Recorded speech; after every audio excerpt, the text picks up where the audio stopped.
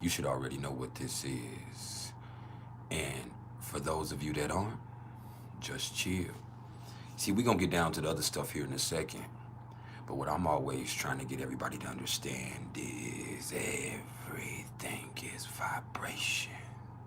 So, before we do anything else,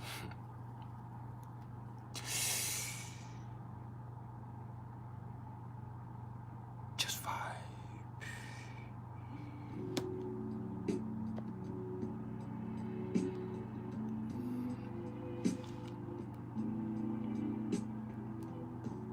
Always and forever, each moment with you is just like a dream to me that somehow came true. And I know tomorrow We'll still be the same. 'cause we've got a life of love that won't Beats by Bless on now mute. every day. Love me Just your vibe. own special way. Melt all my heart away. With a smile, take time to tell me you really care, and we'll share tomorrow together. This is my mama's favorite song.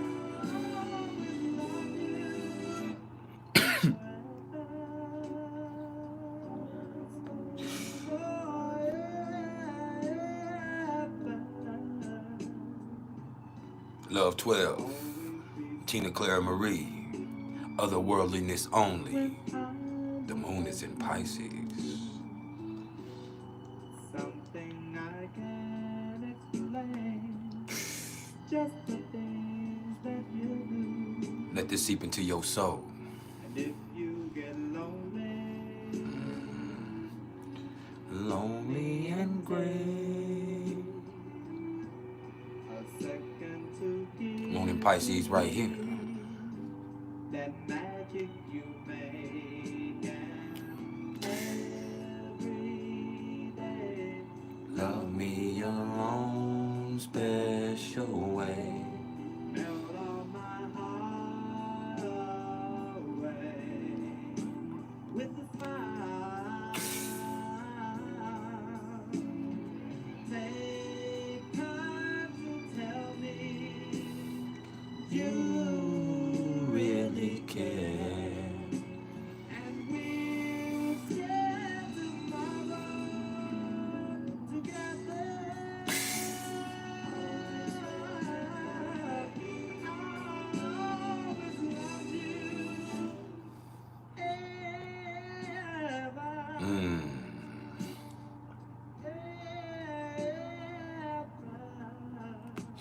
I love you too, mama.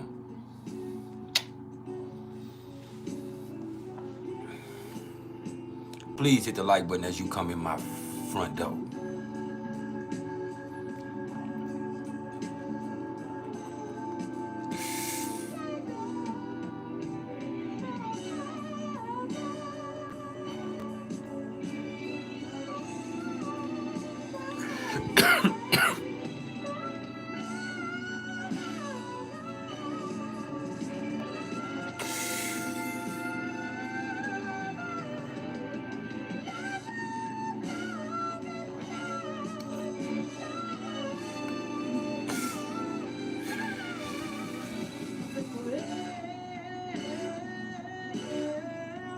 Ever love you.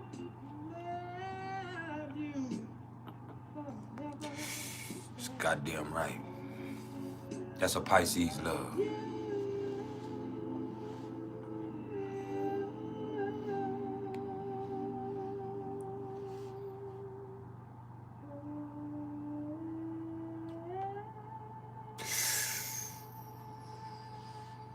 Yeah.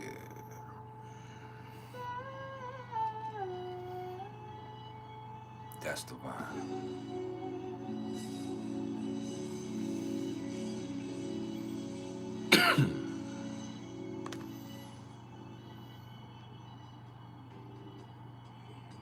If you haven't smiled yet today, now would be the perfect time to do so.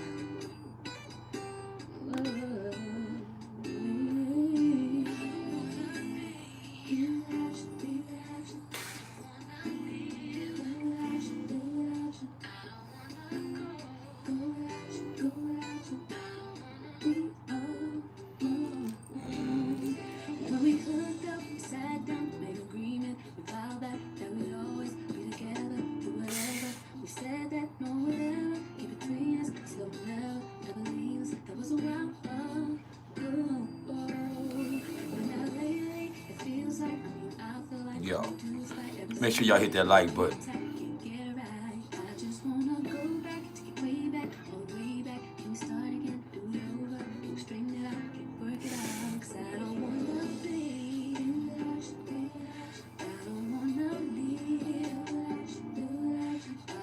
The vibe comes first.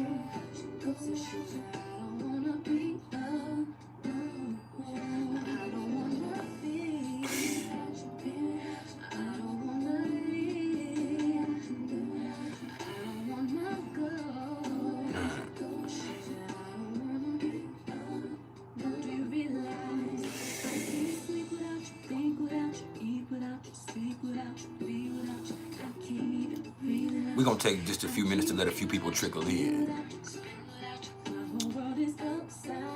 And then we're gonna get down to the nitty-gritty.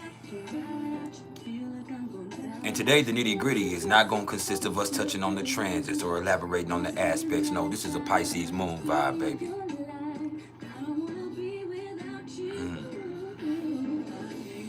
We're going wherever the vibe takes us.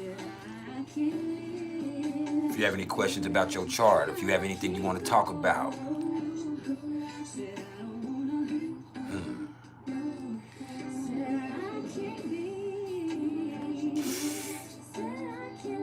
here I am.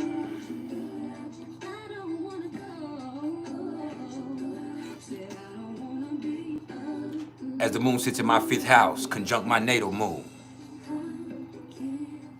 I came to share my gifts.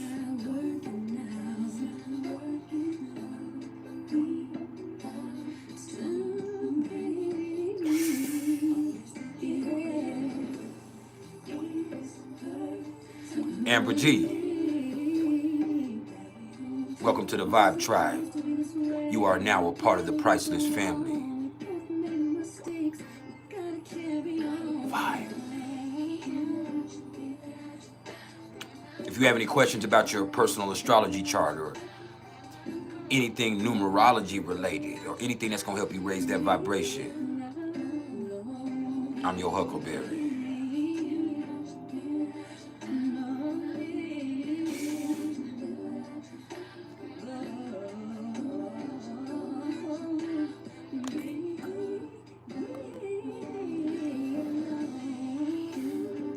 But with the moon in Pisces, the vibe is the most important part.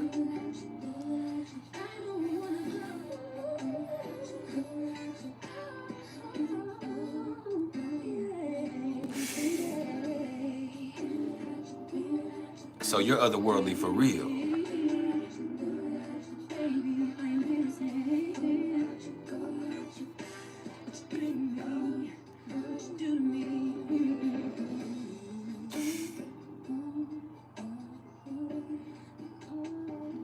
Yeah.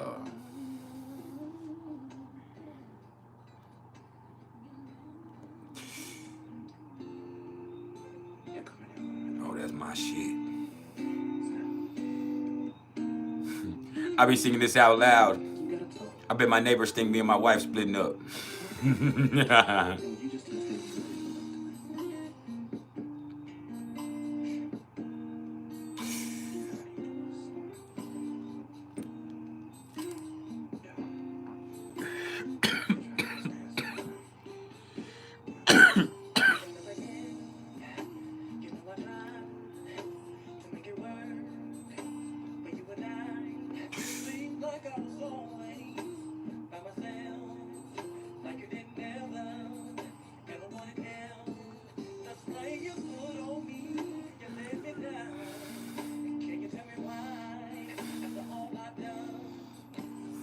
you.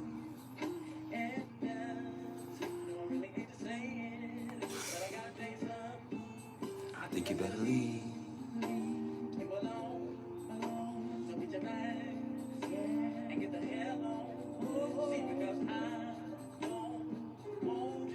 You no more.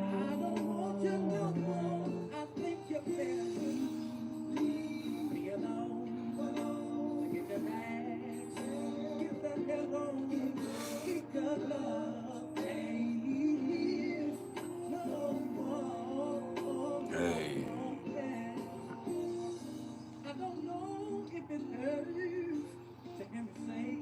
Stephanie Iasis. You said your son has Neptune and Uranus in the 8th house in Aquarius. There's lots of stuff positive about that placement. What do you mean? He's extremely gifted, intuitive, psychic. He understands.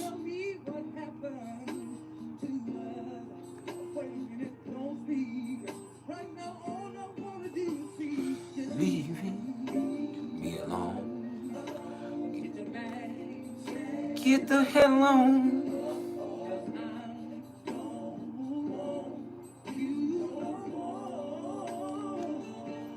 I think you better leave me alone. Get your bag.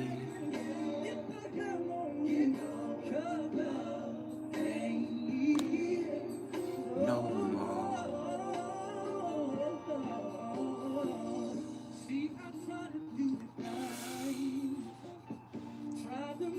Let me tell you something. You can't live your life thinking like that.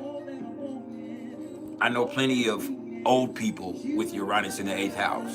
I have Uranus in my 8th house in transit right now. I mean, it is what it is. You cannot live your life like that.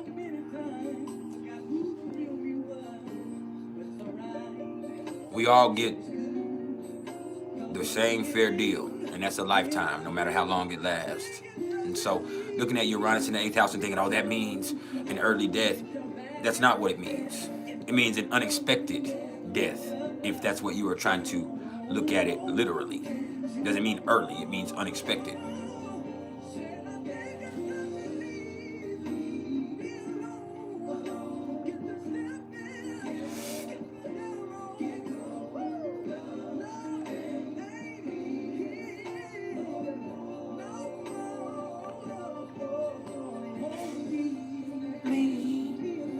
Me alone.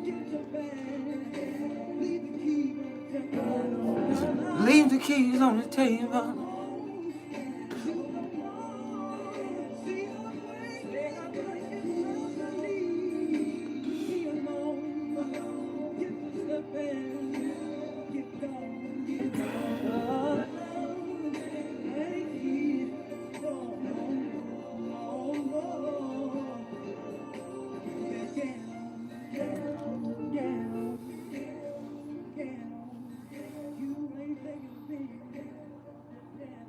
Someone with Uranus in the 1st house with Pisces rising.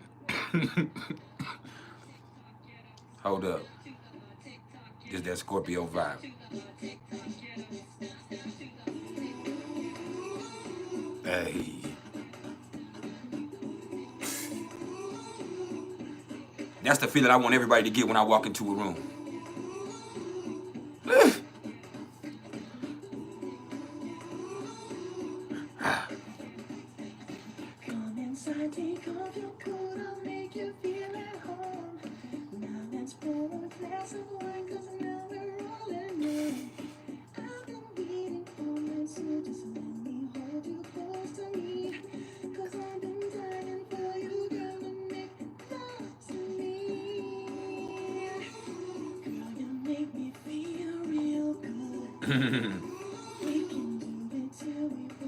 Wake up.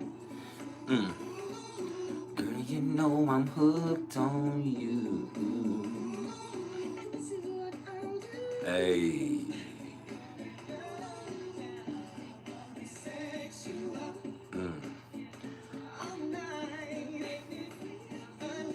I got you.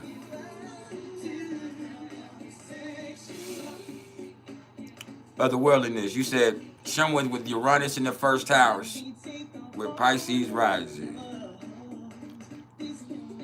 You said, how can you read that? You can't. You can try to understand them. But when you say read that, that just would let you know that that person right there is a mixed bag of whatever the vibe is of the moment. It's an individual with an extremely changeable character.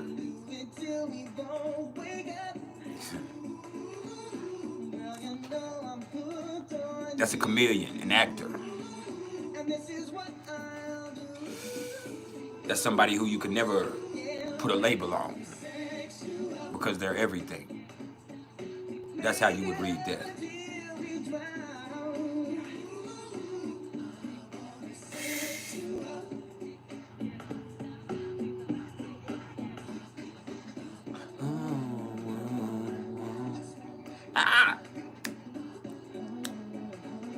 Let that moon in Pisces heal your ass up. I know it.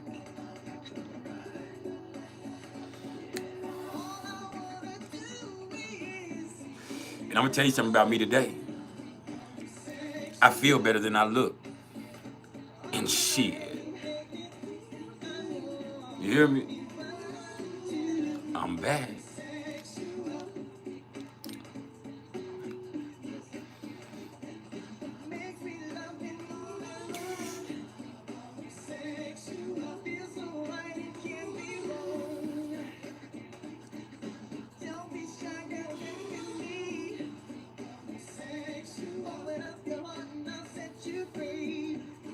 All right, one more and then we gonna switch it before YouTube cut my shit off.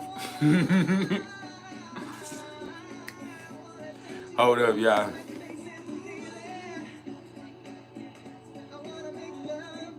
What's up, Dongles? What's up, Amber?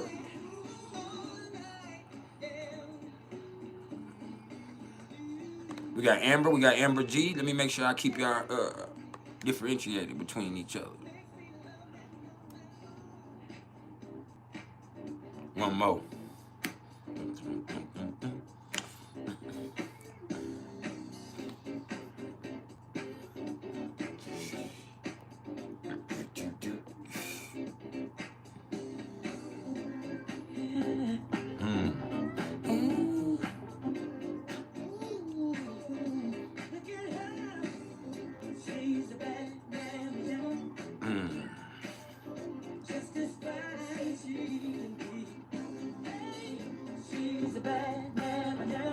Hey.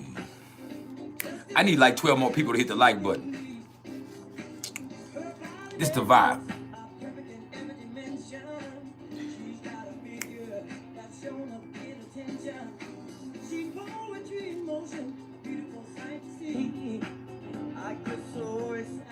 Viewing her anatomy.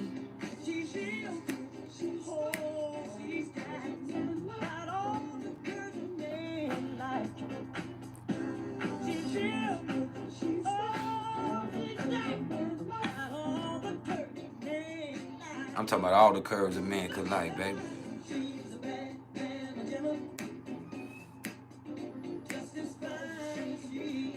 Just as fine as he can be.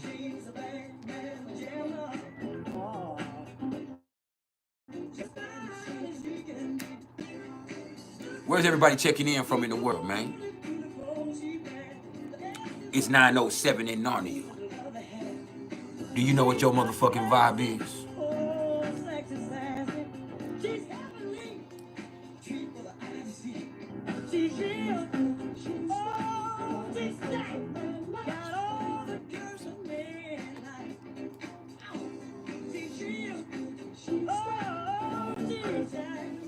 Oh yes, it's a Pisces moon right now.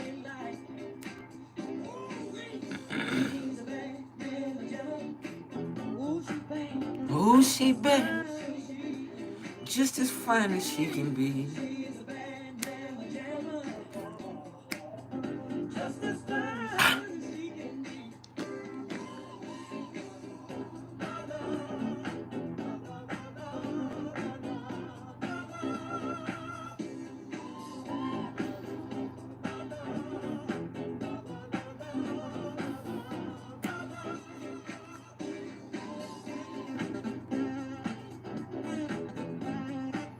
Gabby coming from Vegas, my favorite place in the whole world.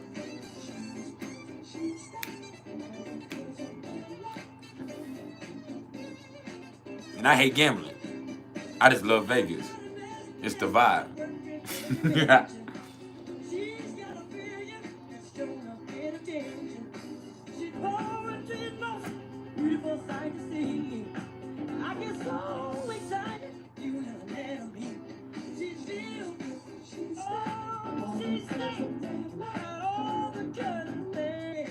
I'm talking about all the curves a man could like.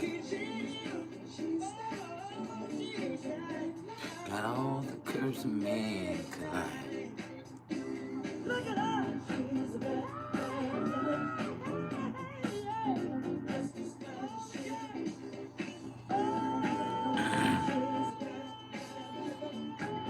Hey, as I already said,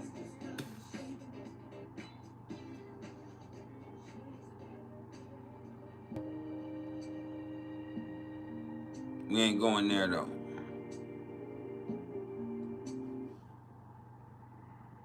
We ain't going there. We ain't gonna take it too far. Now, from this point forth, as I was saying, I've already done it. The floor is open for whatever we need to do. I'm here to share my gifts with you. So, as we vibe, any questions you may have, anything you need to talk about, whether it's regarding astrology or numerology or spirituality or otherworldly experiences.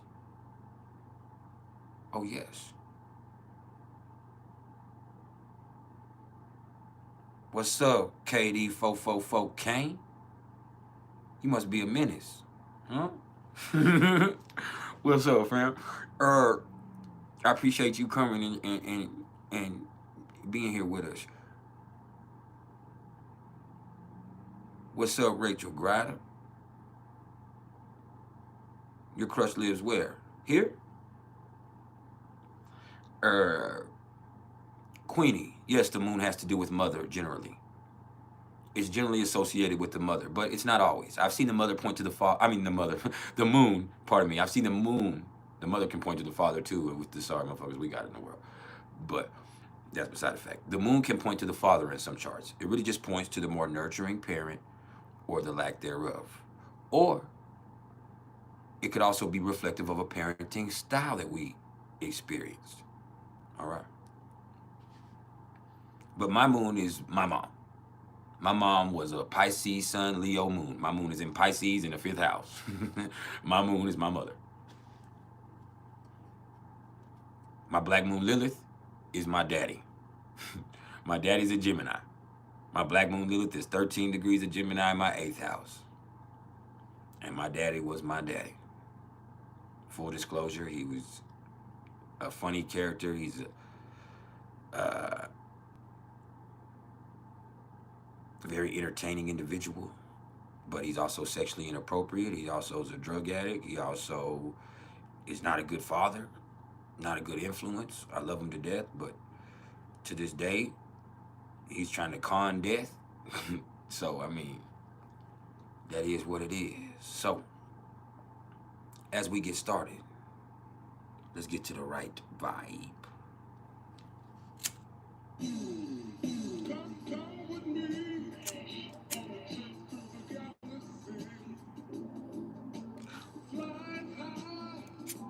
Away from misery, come with me on a trip to the galaxy, but your feet won't leave the ground.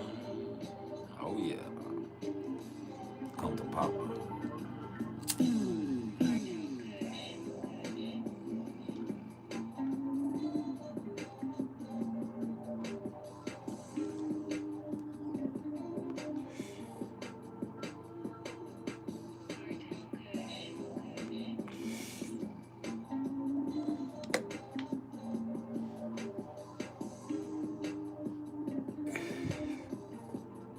What's up with it, fam?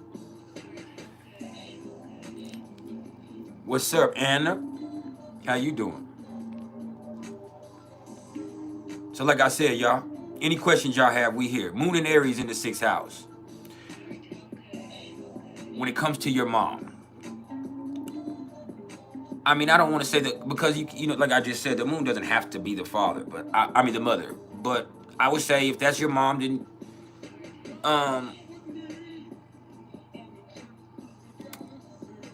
either your mother wasn't always available, so you kind of grew up independently, and you know you didn't have a lot of nurturing in that way, or your mother wasn't the type of person that was very nurturing. She was very active herself, or very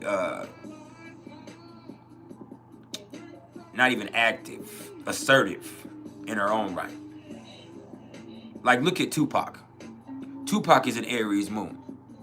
Gemini sun, Aries moon. His mother, Afeni, you know, she's a Black Panther. She in her own right was a warrior. But she also was a drug addict. She also was not readily available for most of his life. So a lot of the things he learned on his own through impulse, the hard way. And so with him being the way that he was, that made him himself very assertive and active. And plus his mother instilled that in him from a very early age. Assertiveness, action, activism. But see, that Gemini sun is what made him famous. That Aries moon is what got him killed. So, you know, looking at the house placement of your moon, that just tells me what you need. You need to be active. You need exercise. You need a great healthy routine. You cannot be stagnant or your health. It also lets me know that in your own way, you're very tough and sensitive. What's up, DDZ? But yeah, having the moon and Aries in the 6th house doesn't say if you had a bad mom or a good mom.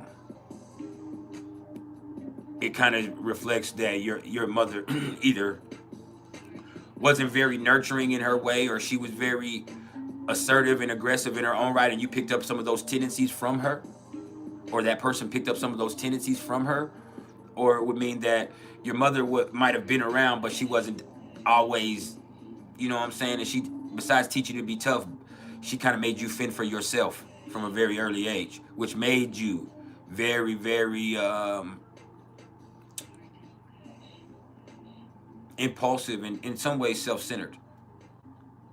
Not egocentric like the Leo moon could be, but more or less just, you know, you had to look out for yourself and fend for yourself sometimes.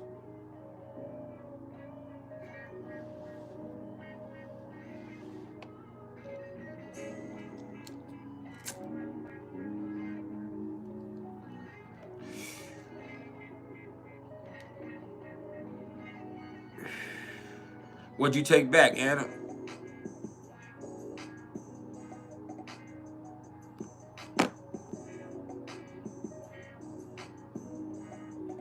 Your vibing is out of the world. This ain't my vibing, this is us vibing together.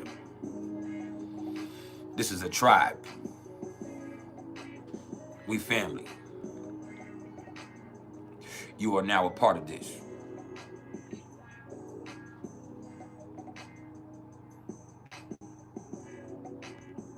Venetian Very. Good morning.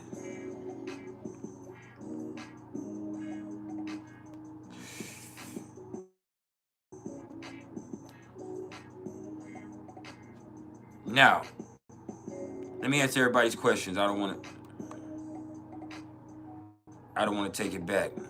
Zarek the Great, you said you thought Pluto and Sagittarius in the 10th house was the father's legacy. Who said that to you? Pluto in Sagittarius in the 10th house would mean, for me as an astrologer, first of all, that you are a very relentlessly ambitious person. So ambitious that you never settle. It's like you're always looking to expand your platform. You're always looking for a better opportunity. And you're very positive about that. You believe in yourself fully. And so you can keep going regardless of pain or regardless of the situation. But you are looking for something that incinerates your life. You're looking for meaning. You're looking for purpose and truth through a career is what that means. It doesn't mean anything to do with your father. It could, but I'm not. I'm gonna look at the fourth house with Pluto when I look at family stuff. As far as Pluto and Sagittarius being in the 10th house, that's something else. There might be other planets, Saturn in the 10th house, that I might look at your dad. Mars in the 10th house, I might look at a male figure in your life. But Pluto being there is really indicative of another individual. It's indicative of something inside of you. Something inside of you that's indomitable, inconquerable, insufferable, relentless. You hear me? Shout out to Drum Dummy. He made it right here. Next question. Hold on. Let me fix my chat real fast so I can see everything y'all are saying. All right, let me go back up here. I'm missing questions. All right. Anna Milman Orkwitz.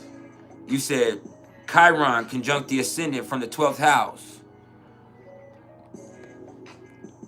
Sometimes it's hard to know who you are, what you're capable of. You doubt yourself. For whatever reason, you doubt your own capabilities. And there's stuff that could cause that, of course, in your life. But yeah, like you're your own worst enemy with that. That's exactly what that means. You're your own worst enemy. And until you realize that, that's when you start growing and you get better. But you have to realize that a lot of the limitations you've placed on yourself, and they're not even true. Lotus Bomb, how you doing? Now you said, do I think Aquarius in the 7th house descendant is why you're so aloof and cold, or people think you are? You're a Cancer, and on the inside you feel the opposite. Yeah, I mean, you're just kind of friendly. You're not so personal with everybody because you're very protective of your emotions. You do love very hard and you do care very deeply, but you're also somebody who doesn't understand emotions that deeply. You express them, you feel them, but you kind of feel impersonal to those sometimes. And when it comes to other people that you care, you'll help anybody. But that doesn't mean that you're gonna go up and kiss everybody on the cheek, or you're gonna be hanging out with people. You like, I don't know if that's cold. It's just not very intimate. That's the thing. What I see with that. But I'm also an astrologer, so I can look at people obstinately and look at a situation or an individual objectively, and I can separate, how I would feel. So now somebody in a relationship with you might seem like you feel cold and like you're just not giving. You get what I'm saying? I'm not in a relationship with you. So somebody that's involved with you is gonna say, "Oh man, like, you know what I mean?" But you're probably a great friend, and you probably have a lot of fun, and you're looking for new things, and like you're always there, and you'll make sure that everybody's taken care of. It just doesn't mean that you're just the most emotionally expressive person or the most affectionate person, because you're not really comfortable with that part of yourself all of the time, even though you feel it and it's there, being a Cancer. Now, Watkins Cat House, good morning. You said you want to know how this weekend looks for love and relationships. You have something important going on. I wouldn't know unless I looked at your chart personally.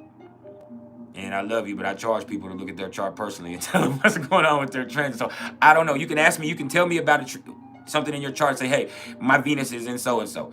What do you think is gonna? How does this weekend look for me? And I can tell you, or you know what I mean, like that. But other than that, that means I would have to go look at your chart and then transits and this weekend and really look at everything in depth. And I am a professional. So if you have a question, we can answer your question. But I can't give you a whole love assessment for the weekend. It doesn't matter anyway. Just because you're built like that, it doesn't mean you have to build like that. Hey, I'm here. I'm gonna tell you what's going on with the transits, but that doesn't mean you have to allow them to control you or even influence what you have going on for you personally. Understand that. The energy is available to us all. What you do with it is what you do with it.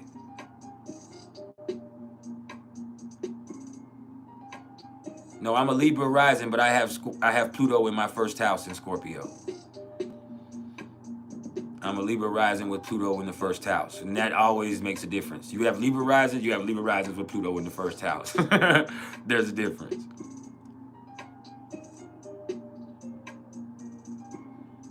It's interesting then. It could be a very passionate weekend for you then, because Mars, the Sun, and Mercury are all in Scorpio in your 8th house. So it could be very passionate for you. It could be sexy. It could be dangerous. It could be life-changing. Go get your thing in. Watkins, let that cat out the house. Meow. I'm talking about right meow.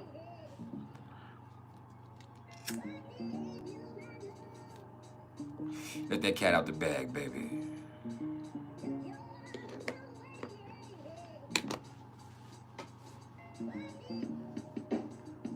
Yeah. That's why I'm so fly. That Libra rising will let you know.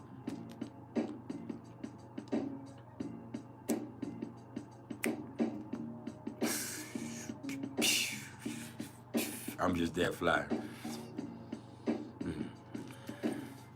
Now,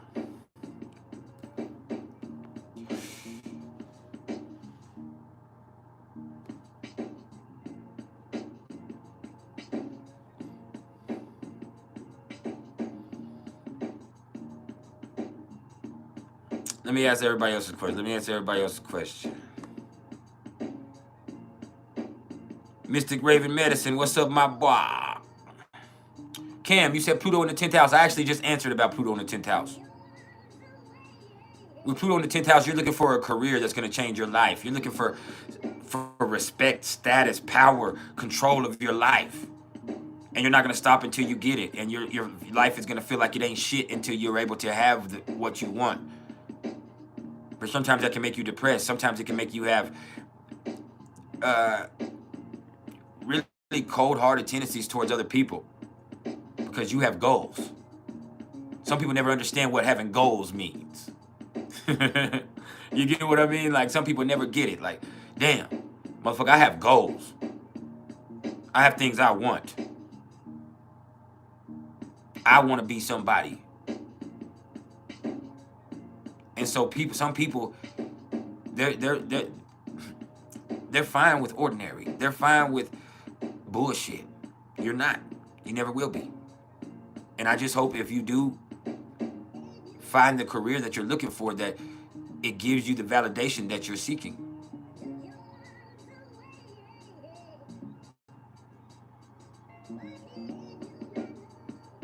I use Placidus. I'm a professional. Whole sign is easier. You can resonate with it more, but Placidus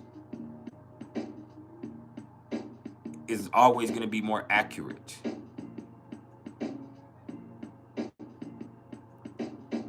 Now, I'm not a Libra. I'm a Libra rising with Pluto in the first house. I'm a Cancer with a Pisces moon. I'm in my lunar return right now. And I've spent a whole 10 months with Saturn conjunct my moon. Feeling like shit, feeling sorry for myself, worried about dying. And it's finally been a little bit now that I've been finally becoming more of myself. I finally got out of that fucked up mindset. I kicked fear in its ass and started living again. Can't rob yourself of life, worried about death. And I was doing that. Fuck that. Fuck fear.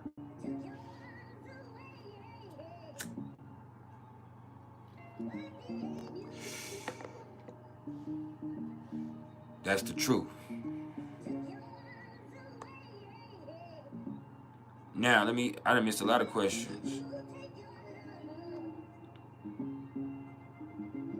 Stephen Clark's cock pump 2.0.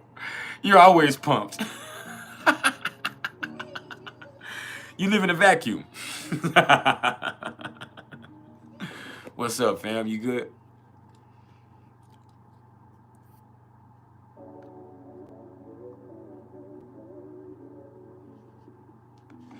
I use Placidus with synastry charts also.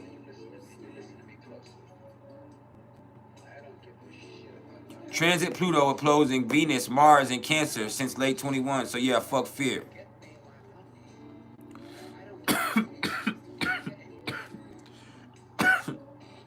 Shit been crazy though.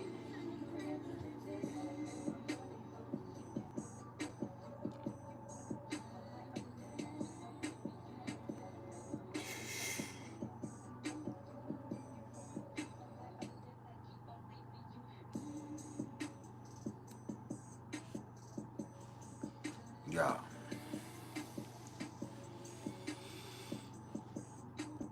Pluto in the sixth house. Who asked me about Pluto in the sixth house?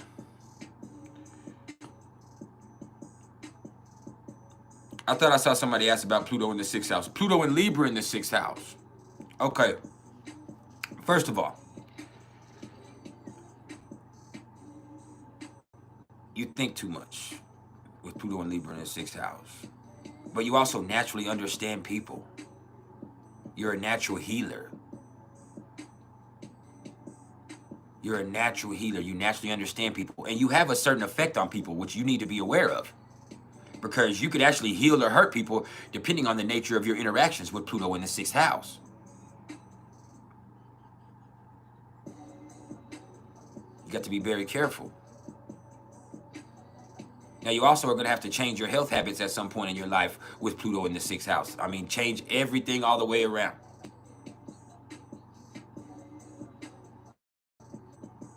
For whatever reason. If you haven't done so, I suggest you do so immediately. Next question.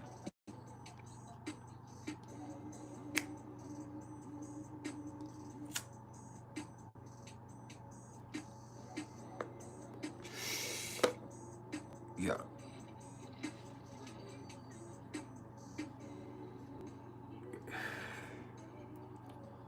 Mm-hmm.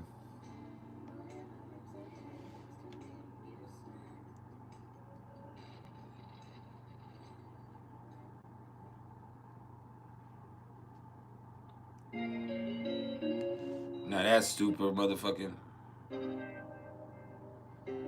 Not gonna fuck with that. Man. They got that old Boosie Webby type vibe back in the day.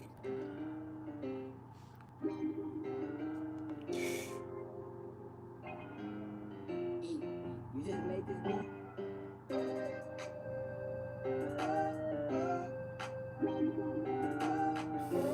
Yeah.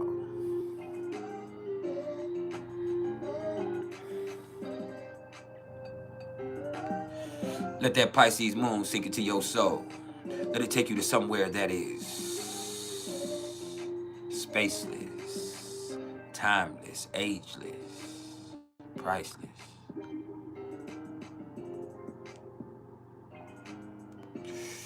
Yeah.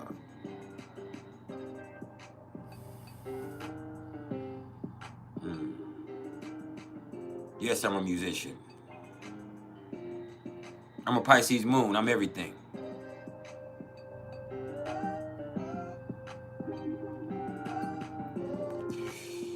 I'm a vibe for real.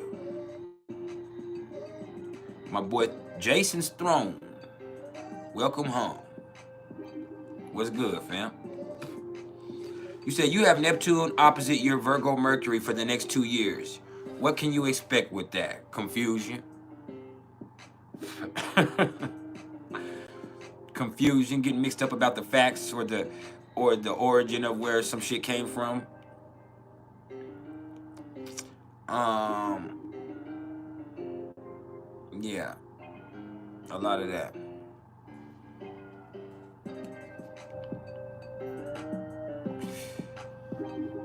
People lying, not keeping it real. Um People trying to play on your sympathy. That type of stuff.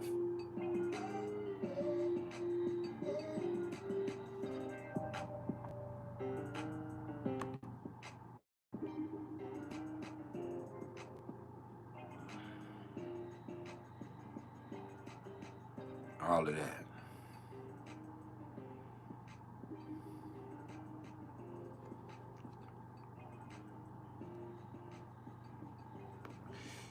Hold on, let me fix this right here. I mean, my chat is backed up. Pluto in Capricorn in the 3rd house. Square Aries, Moon in the 6th house.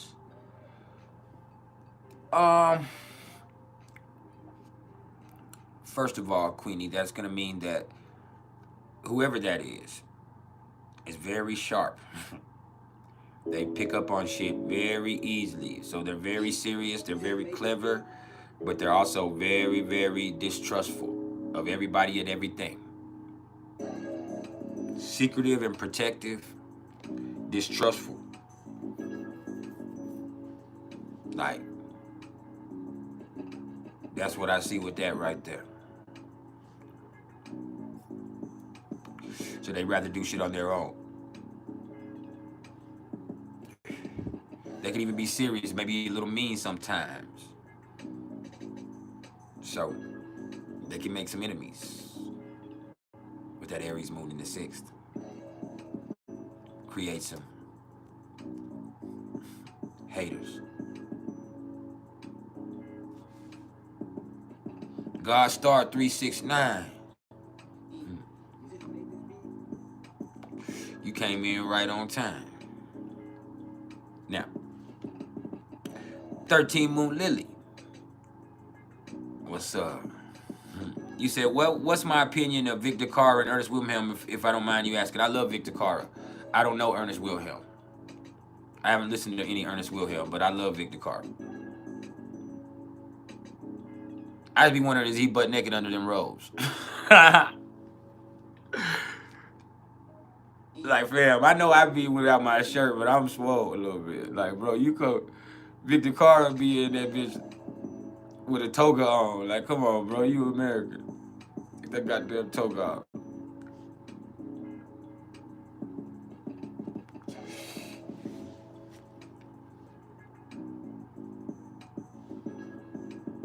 I'm doing excellent. But yeah, Victor Carr is an awesome Vedic astrologer in his writing. The way that he's able to incorporate Western and Vedic in his way is awesome in his way, you know. But yeah, Vic is alright. He seems like he's a guru, like that motherfucker has a sex code or something. No, that's what he's real cool about. I'm like, man, this motherfucker here is manipulating the shit out of somebody with that soft ass voice. I see Vic right through. I see right through him. I'm like, oh man, he manipulating the shit out of somebody. He's a good astrologer, but this motherfucker here is slick Vic.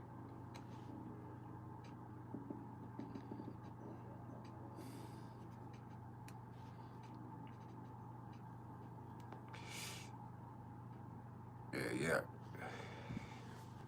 Slick Vic the Cara.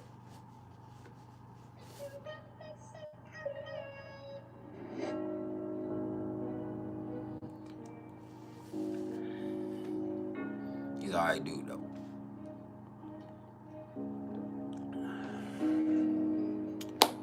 Transit Neptune.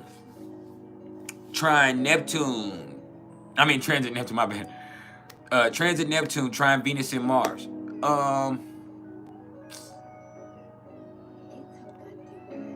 Here's the thing.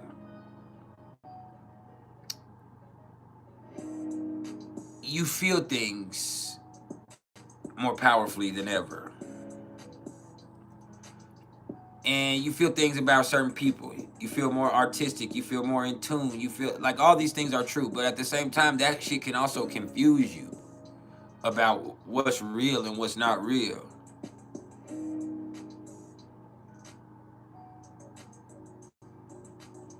I look like your daddy, Madman My Visions. Hey, let me help you though. This is a vibe tribe. You would never be a part of this.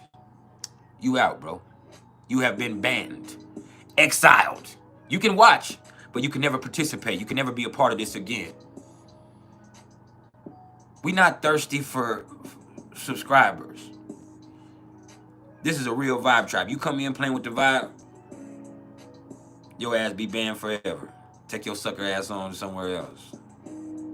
I hear the Soul Group is accepting applications. You can go play in them comments.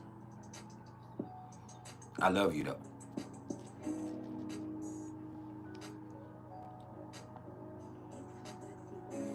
Now, back to what I was saying. You feel so strongly about things you want to act. You feel so strongly about people that you want to help. You want to be a part. You love them. Like there's just these emotions that are really, and your intuition is really, and your imagination is really just. But with all of that, there also can be some confusion, some misguided actions, some armchair revolutionaryism, all that type of shit. So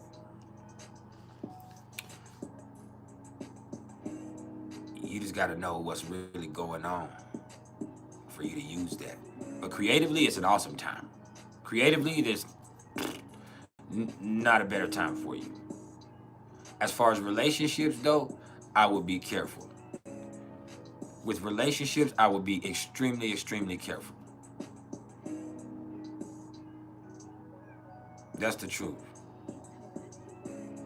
Now, 13 Moon Lily, you said, what advice do I have in general for the coming eclipse on the 28th, the end of a 19-year cycle? What advice would I have for Libra risings? It's going to be for a lot of Libra risings happening on that 2nd and 8th house cusp, but for me, it's actually still in my 1st and 7th house cusp. But conjunct my Pluto. Well, the sun will be conjunct my Pluto, opposite my Pluto. I don't know. I really don't know. I don't think this is something that can be generalized. I can tell you, I'm going to tell when we do the eclipse here in a few days, I'm going to speak on what the eclipse means in general. But, for you personally, the advice I have is,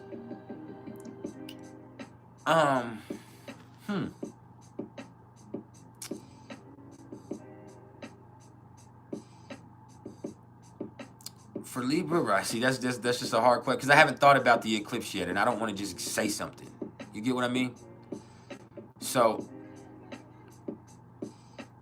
as far as this eclipse goes, I can't answer. I'm gonna be honest with you. I can't answer that yet because I haven't spiritually put my heart into what this eclipse could mean yet. I haven't assessed it spiritually yet. And so, just being honest, I don't want to tell you something that I don't really feel. I appreciate you, but in all truthfulness, before I ever give an answer about the eclipse that's coming up, because this is something that is, it is going to be effective of a lot of people. So, before I say that, I would rather have more time to ruminate over it and to spiritually feel what it means.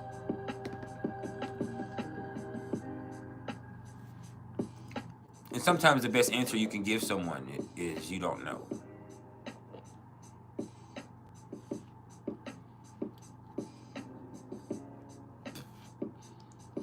Hey, y'all gonna have to bear with me for a second. I gotta go over here and let my dog out. I gotta let my dog out. Hold on.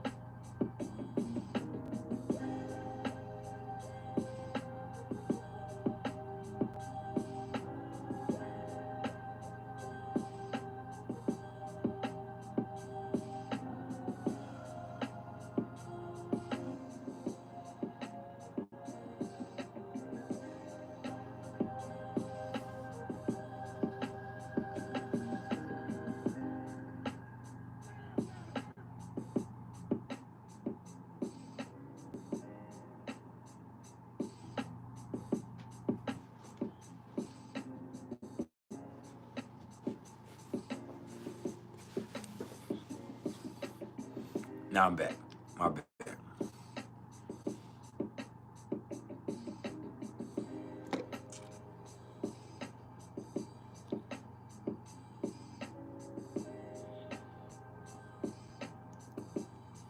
I never get invited into any Halloween parties. I've been to one, but I think I went to one before.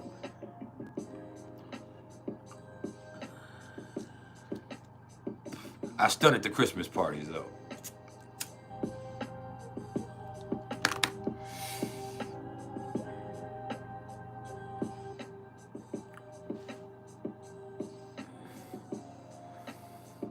For those office Christmas, especially for my ladies. I own my own business, and before that, I had Christmas parties at the bar that I managed, but that's something totally different. But she always has office Christmas parties. You know, she's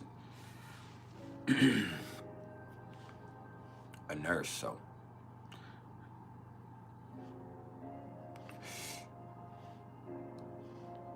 that's when I get to show up.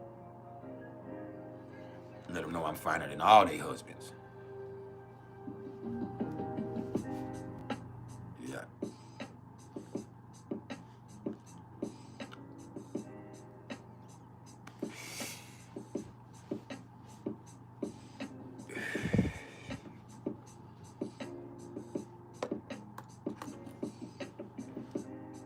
Now let me answer everybody's questions.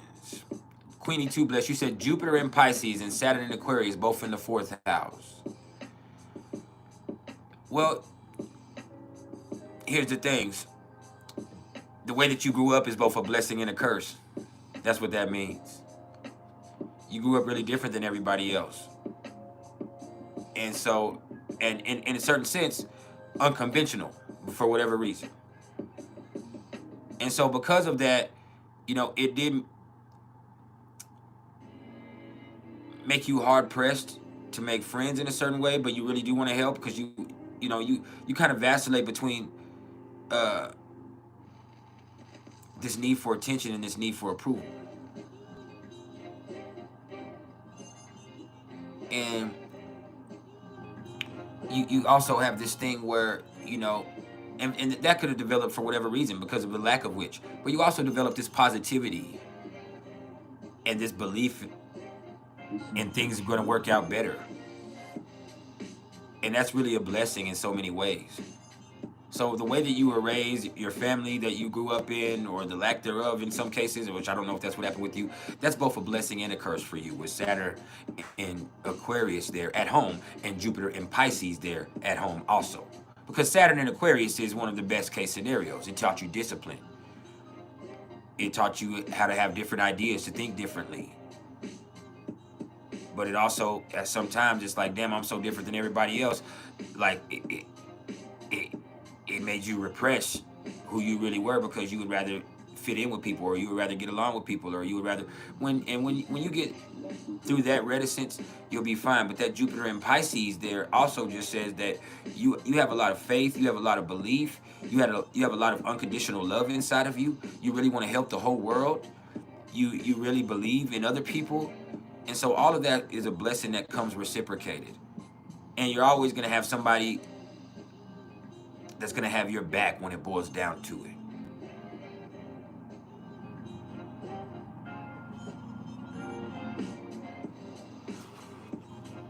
Rachel Grider's esthetician.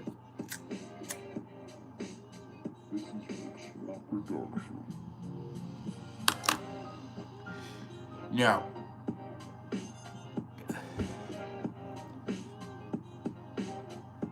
my ex-wife is an esthetician.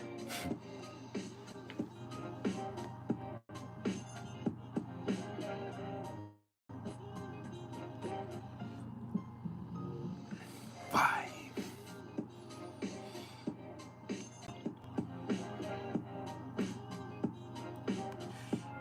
Herman, you could be good at real estate.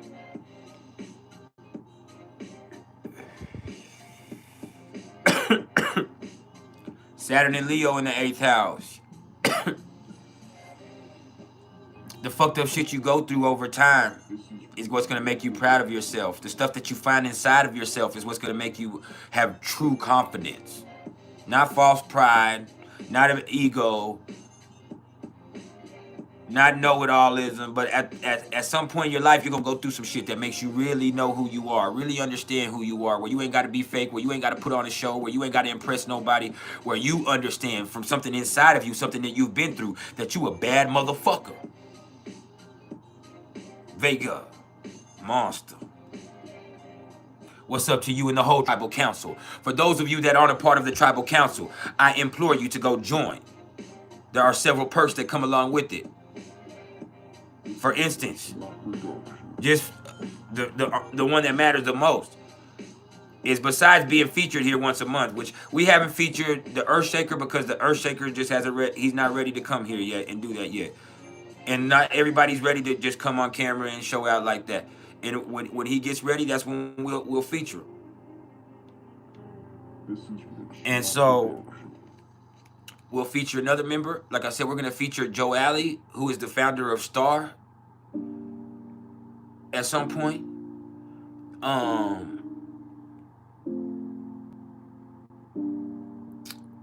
We will, like I said, have one of our members of the tribal council every month that me and that member are gonna go live together, where we'll interview them. We'll talk about their journey for knowledge of self, and you know what they want in the world. If they are somebody who is available in that way, then they can put themselves out there. If they're not, they can tell us about their love and what their passion is, and the people they care about, and what's going on in their life, and the things that they would like to share, and the things that they love about astrology. And you know, we can look at their chart together and see the things that we identify, and we can just vibe. So we gonna have that. All right, we got that coming. Now, you also get an automatic discount on all of my services for being a member of the tribal council, which means when you hit me up, you just, as the subject of your inquiry for business, put tribal council. And I'll know if you're tribal council because I'm going to check everybody. And then once we see that, whatever service you have will come at a discount to you. So we also will have exclusive content every month. Once we have 30 members, which we're almost there. Once we have 30 members of the tribal council, and we should have 300. We should have 3,000. There's almost 6,000 subscribers now, and it's just growing more and more every day. The channel is just fucking flourishing. And so once we get where we go, we're gonna have lives for just the tribal council 2-3 times a week, where we're gonna have content idea sessions, where we're going to come together and have quality assurance sessions, where we're going to think about what we're going to come with, where we can brainstorm content together, where we can say, hey, look, how about we do this, where there is input that comes from the tribal council.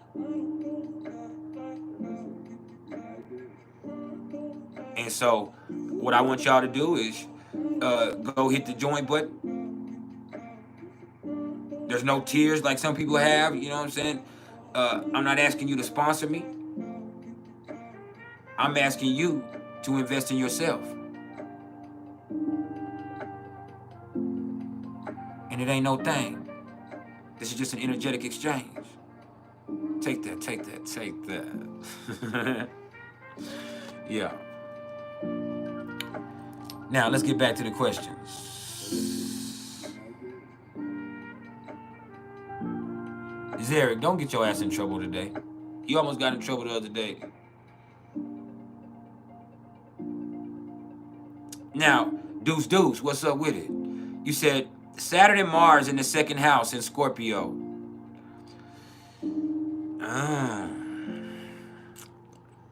You want that issue. You about some money. You was raised a certain type of way from the mud, from the grit. And some people instill some values in you that, you know, there's some stuff inside of you where you'll get it at any means. You will get it at any means. But over time, as you develop principles and you grow and you learn spiritually, you actually learn that you yourself are a resource of yourself. And so you, through your natural talents, through your natural cleverness, through your natural will, through your natural skill, through the passion that you have, whatever comes there from that second house there, you'll be able to keep generating funds from yourself because you are the bag. You do become a resource of yourself and from yourself. It's a realization.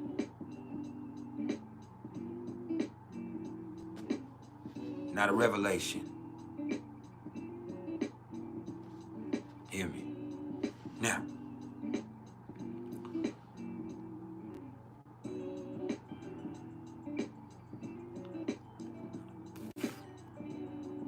yeah. And when you say what up world, we really coming from all over the world. It's people here from Australia. It's people here from Brazil. It's people here from Belgium. It's people here from the UK. It's people here from all over the United States, from Puerto Rico, Canada, the Philippines. We in this thing. Japan. Yeah, I'm your man.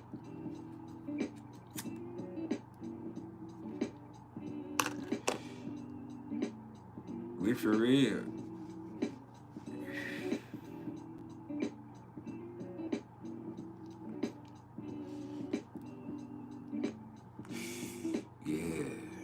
Now, Gemini, North Node in the 8th house. Where, first of all, that lets me know that you're very caught up in your principles. I'm not saying there's something that's like goody two-shoes about you because it's Sagittarius, but it's like there's something about you that like, you know what you know, you caught up in your principles, you trust your intuition, you keep your own counsel, like you know what you know. And that's paid off for you in previous lifetimes. It pays off for you now. And you also are very, very strict in your principles. Whatever that is. But see, life is going to teach you that you don't know everything. You got to be a little bit, even though that's Sagittarius, you got to be a little bit more adaptable. You got a little bit more to learn. That 8th house. See, it's deeper than the surface. That shit right there.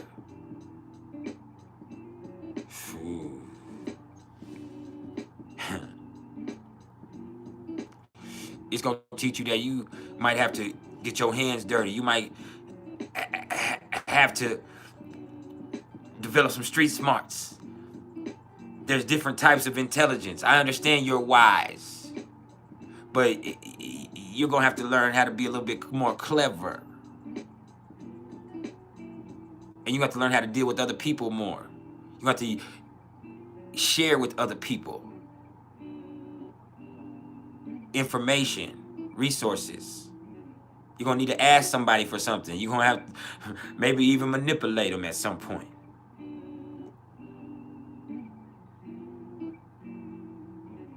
You're going to learn how to share. That's what this life going to teach you. How to share. With the North Node in Gemini in the 8th house.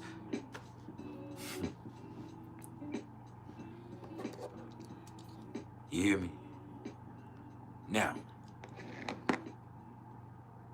Saturn in Scorpio. 4 degrees in the 11th house. My Pluto is at 4 degrees of Scorpio in my 1st house. We got a Pluto-Saturn conjunction going on. So over time, I can help you change.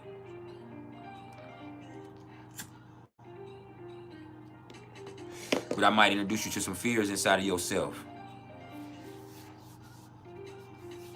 Now, with Pluto, you Pluto. No, not Saturn. You Pluto at 4 degrees. Your Pluto is conjunct my Pluto. My Pluto's at 4 degrees of Scorpio in my 1st house. Your birthday must be around my birthday, God Star 369. Now, what's up, old school? That lets me know that you want to help people, but you want to also align with the right type of people. And the problem is, when you were younger, you didn't align with the right type of people. With Scorpio there, you might have been a banker. You might have been involved, with some hustler. You might have been, the people that you dealt with. That's gonna go through a big time change over your life, and that's actually gonna make you Having a lot more open mind is going to help you be able to help people more. And even beyond that, you'll make more money. There's the 11th house. You'll make a lot more money when you change the people that you fuck with. There's also that. When you make a lot more money, you'll be able to help a lot more people. You'll also be able to help yourself and heal yourself. But there's going to be a time in your life when you realize that you're fucking with the wrong type of people. And you know what I mean. You have a big time influence too. And you can develop a powerful network. Let's say that.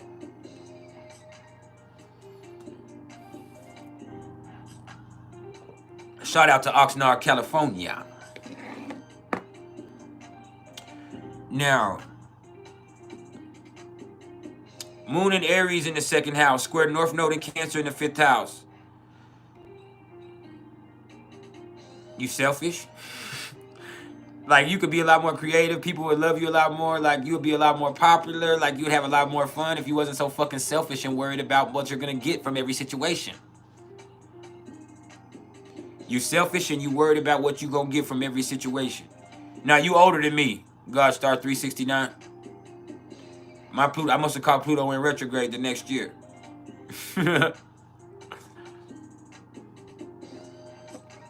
But yeah. Like, you really do care about people in your own way and shit, but and you got to develop that. But you're worried about how much money, Capricorn is in the 11th house there. You're worried about how much money you're going to make. You're worried about what you can get from your friendships. Like, you're very serious. Like, you got to fucking stop being so fucking selfish. You got to stop worried about what you going to get all the time. And sometimes you would actually see yourself blossom in a lot more ways.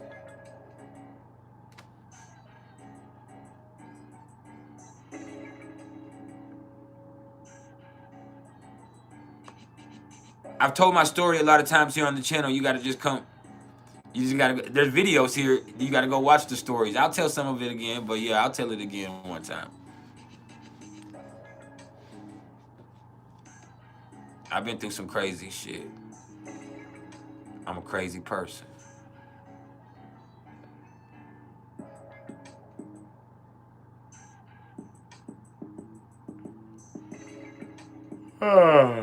Watch this. I just need to show this hater right here so I can block him. Hold on. Layla Johnson, we have a vibe here. You ain't got to never worry about being a part of it again. Bye. You have been banished, exiled. You can observe, but you can never be a part of this. We are not thirsty for subscribers. We are the Vibe Tribe. You come fucking with that vibe, you will be banished. Fuck you and everything you came here on. But we still love you. We still wish the best for you in your life. Now, 13 Mood Lily. No, I don't have thoughts on the Vitruvian man.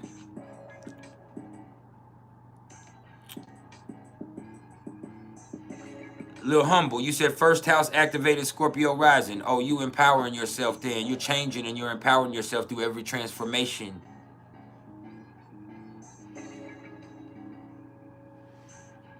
Moon and Sagittarius in the 2nd house. You believe, so you will achieve. You will achieve and you will accumulate. You feel me? You're always looking for a bigger bag. A little humble. You might be a little humble, but you believe in yourself. You got a lot of self-esteem with your Moon and Sagittarius in the 2nd house, and you're always looking for a bigger bag. Bring it on, baby. I know. My Pisces Moon sees you.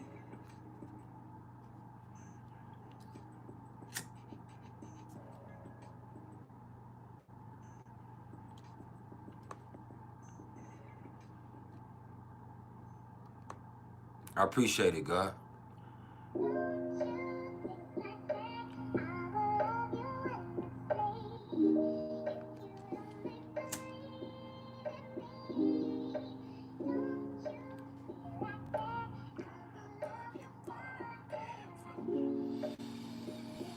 Yeah. Just that Pisces moon anthem.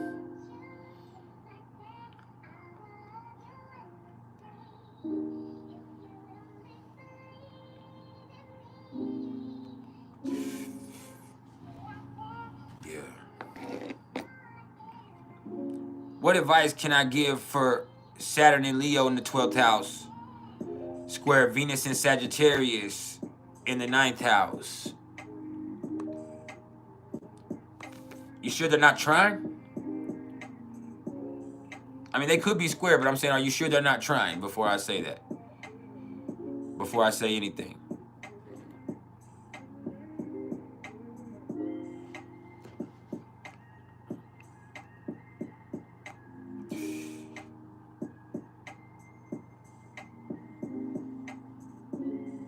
Okay, they can be square. Now,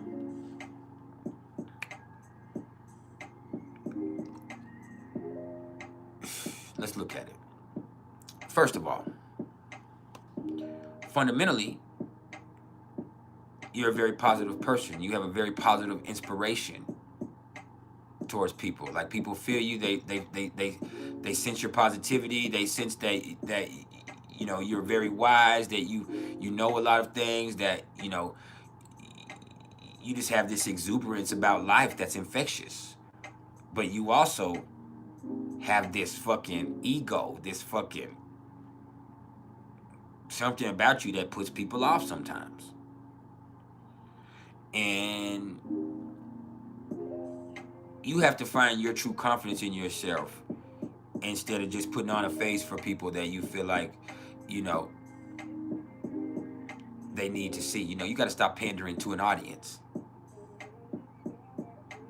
When you stop doing that, that's when you find your real confidence. That real confidence and that exuberance from that square allows you to really have these positive and inspirational interactions with people. But until then, it's like people see this and they sense what's really in you, but you show them something else. And as you show them that other thing, it's like they get caught up in that. And it's never you really being able to get what you really need from that situation or be, and there's so much more. There's so much more. I appreciate the love on CashApp, by the way, Gabby.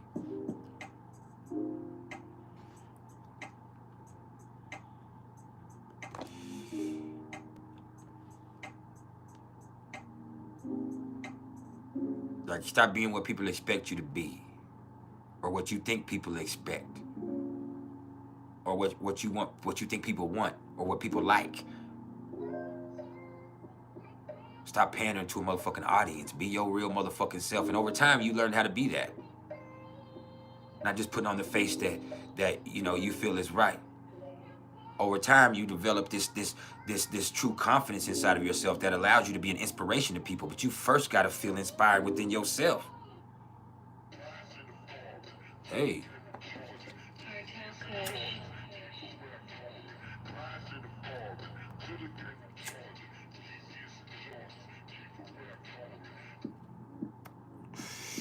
Yeah, I like that shit.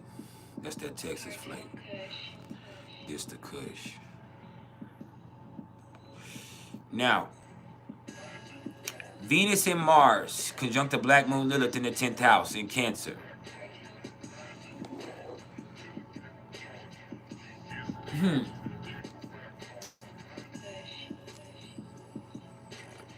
You really do care about people, like you do. Like, you want to. It's not that you want to help people, like you care about people, but you care about people so much that you kind of take control of shit for them. Like, you don't care about what you could really do for the, what you could really do to help them, because you don't ever listen to what people really need.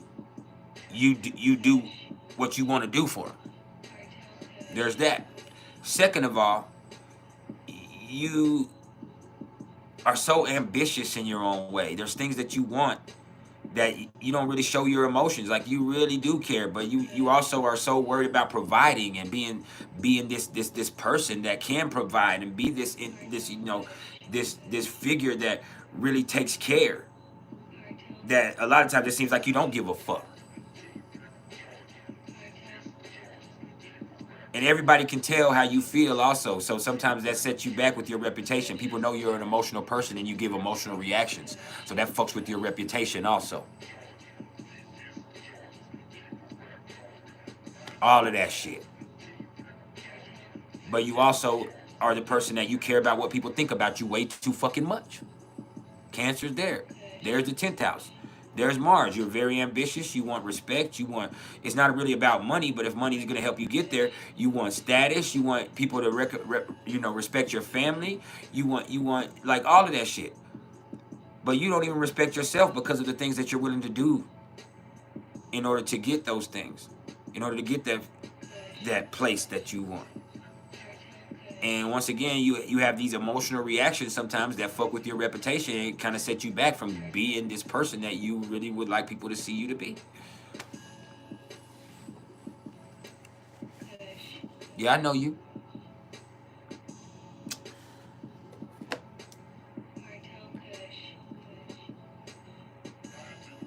Remy Reigns.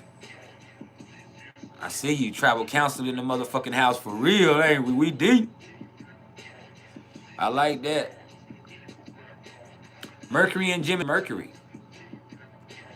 Be more clever. Use your natural thinking skills instead of thinking like you always have it figured out, or being lazy, or being caught up in stuck in a certain mindset.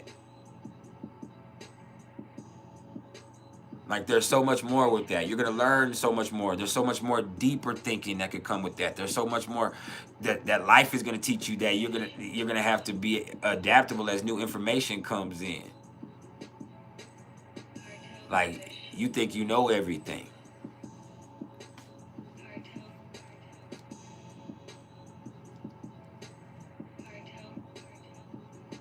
Moon in the 8th house in Taurus, opposite Pluto in their 2nd house in Scorpio.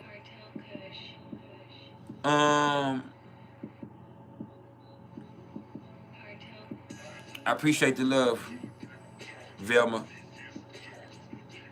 I would say with that right there, let me turn this down just a little bit because it's a little too loud for me. I would say with the moon in the 8th house in Taurus, first of all, like, and with Pluto in the 2nd house in Scorpio, like you're so worried about money all the time. You're so worried about money all the time. And at some point, you'll probably get an inheritance or you'll come into a settlement. You actually end up with a lot of money. Like you have a rags to riches story going on here with the moon and Taurus in the 8th house and Pluto and Scorpio in the 2nd house. But at the end of the day, once you get that money, you still won't be satisfied. You're still not going to be satisfied because it's all like a paper fucking tiger. Because money brings its own problems. Still not going to be safe. Hold on.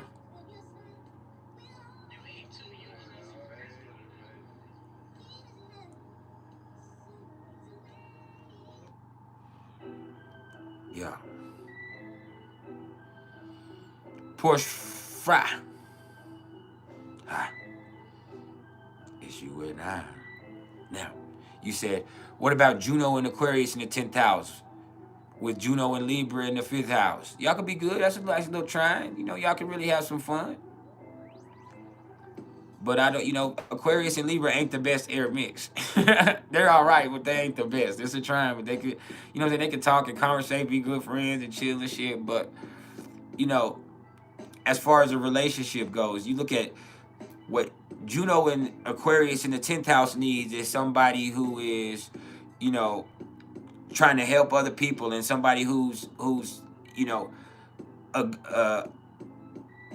what's the word I'm looking for? A disciplined and organized individual. And they're looking for somebody who really more than anything else can offer companionship in the form of friendship, where Libra is a little bit more personal. Some person with Juno and Libra in the 5th house needs somebody who's a little bit more relaxed, somebody who evens them out, somebody who's going to have a little bit of fun. So it could work, but you'd have to look at other stuff in the chart. With that right there, as funny as it is with it being Aquarius and Libra and people first assessing the air of it, I would think that because Juno and what Juno represents, because Juno is going to represent what you need. It's not just a soulmate, but it's really what you need out of another person, or what you need out of life, what you need. Like my Juno is conjunct my Saturn in Sagittarius in the second house. I need principles. I don't need a rich foreigner. You understand? That's not what I need. I need principles, spirituality. And I need somebody who also the type of person who lives that way. That's what I would need out of a soulmate. That's what my soul needs. See, Juno ain't gonna be the type of wife that just takes everything. Juno will fucking kill you. If you fucking over, like, it's about teaching, it's about you learning what's what you need. It's not what you want, it's what you need. I love you, I protect you from anything else. I'm that type of companion and lover and partner that I can also tell you when you fucked up. I can also be a horrible adversary to you. So Juno is not just like, oh, this is a beautiful love story and we like, no, Juno is what you need.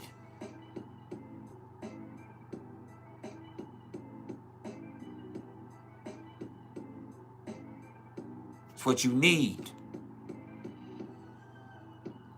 And so with that right there, the person with Juno and Libra in the 5th house needs fun. They need art. They need relaxation. They need companionship. They need intimate connection, sex, dating. Where the person with Juno and Aquarius in the 10th house needs to help people. They need to organize, and they need to be, they need to be successful. They need to feel validated. They need approval.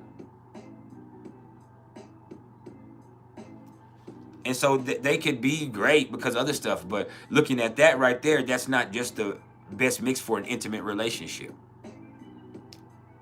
Not from an astrologer's perspective.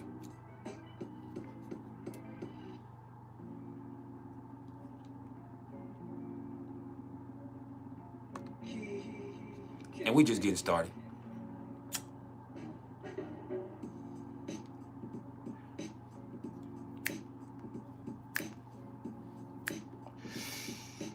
We're going to be here for at least another hour and a half, maybe even longer.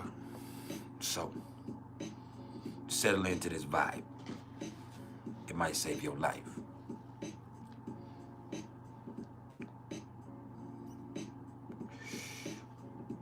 Now, what about Scorpio Juno in the 2nd house? You need passion, 13 Moon Lily. You need somebody that fucking makes you feel some type of way. Somebody that makes you feel sexy and that makes you have more self-esteem about yourself. That's what you love. You need somebody that makes you feel sexy. You need somebody that you feel passionate about. And that makes you have better self-esteem. That makes you value yourself more.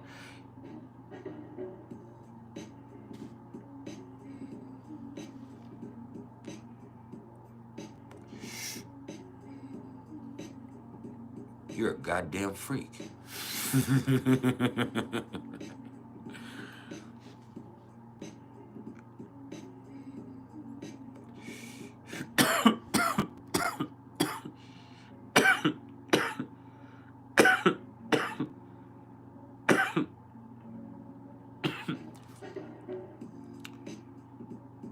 Tiger Lily, you say your Juno is in Capricorn in your 4th house. Conjunct your Neptune.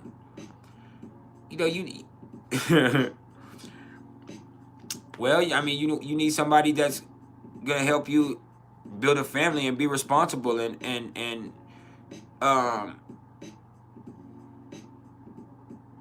just somebody that helps you grow up. That's what you really need. Somebody that helps you grow the fuck up. I appreciate the love, God Star. Hey, for everybody else, if y'all gonna show me love on the energetic exchange, shoot it to the PayPal or the Venmo links that are in the description. I can't post those links here, but or my Cash App, which I'm about to post right now and pin. Because YouTube takes 40% of everything. That's robbing both of us. I appreciate it, but with memberships and with the super chats that I do get, that I'm fine with that. Plus, I played a whole bunch of music that I'm gonna at the beginning of this live that I'm gonna end up having to share revenue with because I played other artists' music.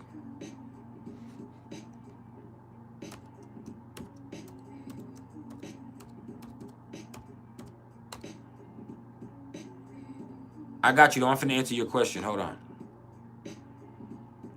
Let me type this. I love you. Let me type this.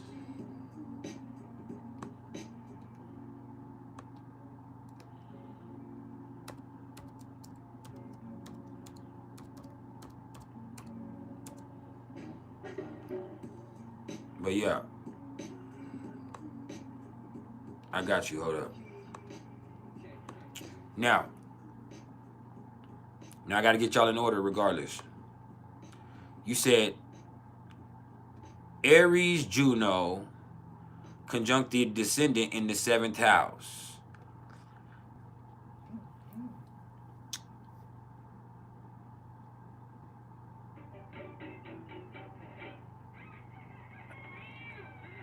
All right. Hey, y'all, hold on. I'm about to have to go unlock my door. My son's getting sent home sick from school. He's walking home. He don't feel good. My Leo baby don't feel good. So hold on. Let me go unlock my door real fast for my son.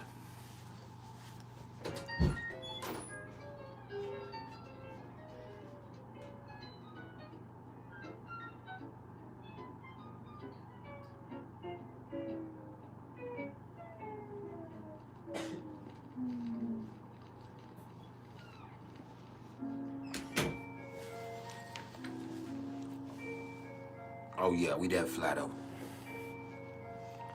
Now, back to the questions. Aries Juno conjunct the descendant in the 7th house. I mean, you get what you want. You get what you need because they come get you. They come find you. You always get what you need because that shit comes and finds you.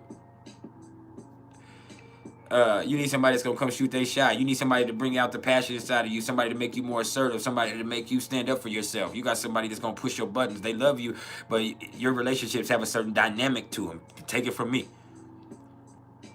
I'm a Libra rising.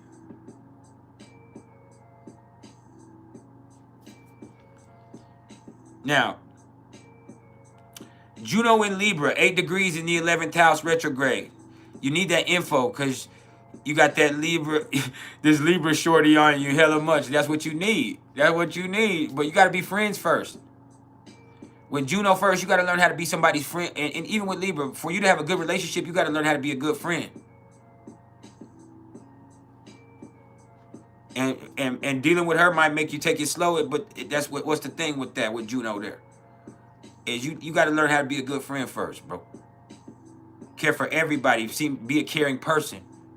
And that might make you be a person that is a lot better in the relationships all the way around.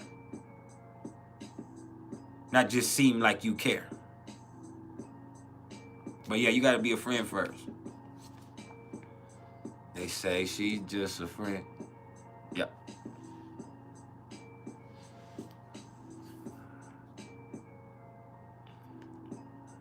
I see you though.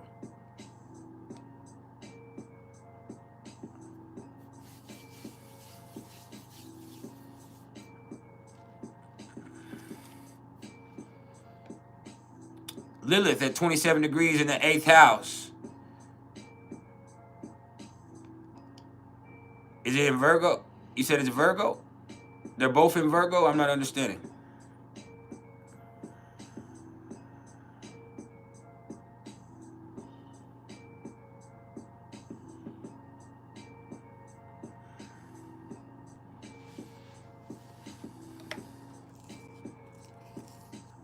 Clarify. Clarify and clarify.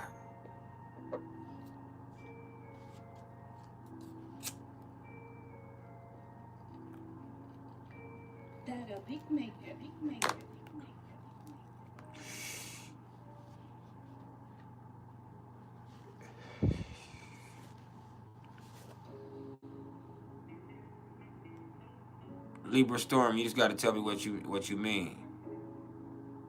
One more time. And long time no see, Libra Storm. It's good to see you. You be obsessed. I'll tell you, to be honest with you, Lilith in 27 degrees of Virgo in the 8th house, you be obsessed about motherfuckers. You be obsessed about people. You got this obsession thing going on because you don't trust very many people. But anytime somebody touches you intimately, like you can kind of get obsessed about it. But it also lets me know that you went through some type of abuse. Somebody abused your trust at some point in your life. Maybe even physically or sexually abused you when you were younger. And because of that inappropriateness, that violation right there, it made a vulnerability inside of you that drives you crazy. My Lilith is in Gemini in my 8th house. But yeah, it really fucks with your mind. But you have obsession. You have a whole bunch of crazy ass kinks too. Crazy kinks. You're very sexually advanced. But you don't know intimacy for real. Because intimacy is vulnerability that makes you crazy. It's when people really touch something deep inside of you. It doesn't have to be sexually. When people talk to you and people make you feel seen, that's when you really feel intimate. It has nothing to do with sex. It's when you feel seen.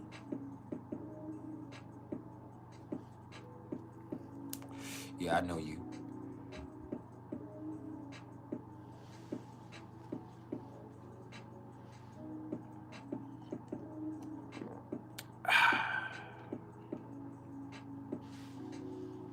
Now,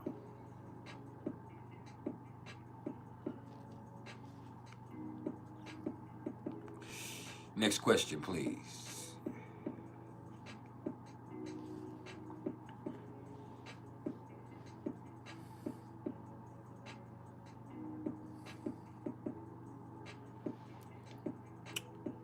Juno in Capricorn in the 1st house. You know, having Juno in Capricorn in the 1st house, you know, that would probably make somebody that makes you more serious, makes you be more responsible.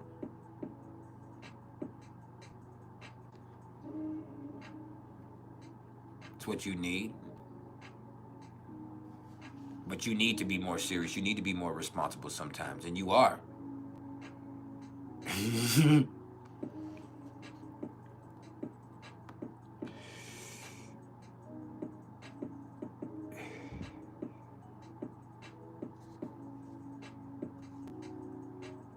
Moon in Aquarius. Really, now I have to go back and think about Juno in Capricorn in the 1st house, because that could mean some more stuff too. You need somebody a lot like you. Because you're a hard person to deal with because you take things so seriously. Now that I think about it, my intuition said no, come back to that. So I want to make sure that I do you justice. What you need is somebody who's a lot like you. Somebody who's as responsible as you are. Somebody who's as responsive as you are, also with the 7th house in Cancer. Somebody who has traditional values. Somebody who stands for something. That's what you need. Because anything else would be uncivilized. Anything else would... it would just set you back. Now, Mars opposite Uranus and Neptune.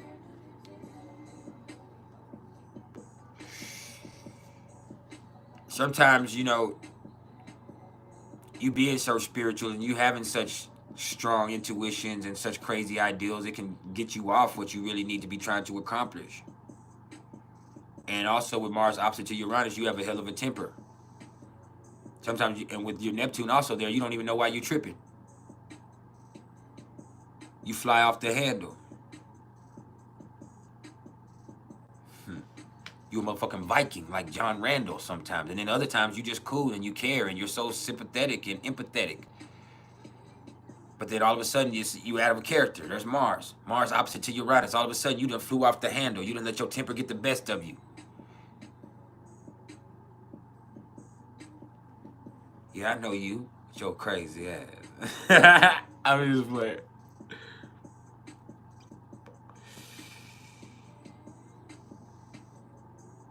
Would I care to speak on Mula, Bharani, and Vishaka?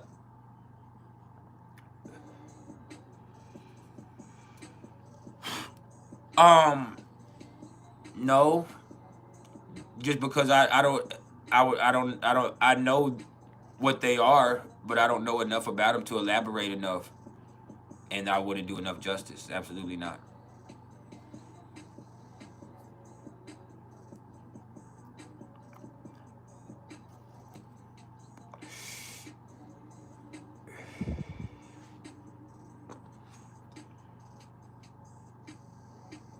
Vishaka is Vishaka is Scorpio,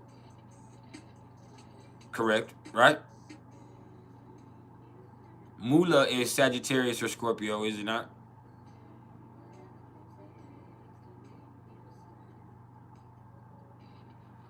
And then uh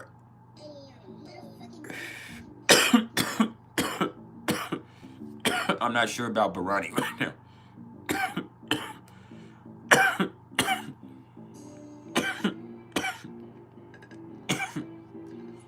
But yeah, I know some of them. Barani's the one that I can't think of right now, and I don't want to come up off the top of my head and say some bullshit. I hate being wrong, and I would never embarrass myself here. So no, I know what Mula's about. I know what Vishaka's about.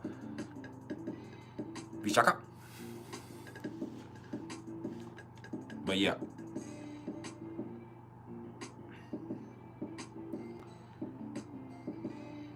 Part of fortune conjunct Mars and Leo in the 10th house. You just have to have confidence in yourself and show your character. Show, be creative. Just have fun being you.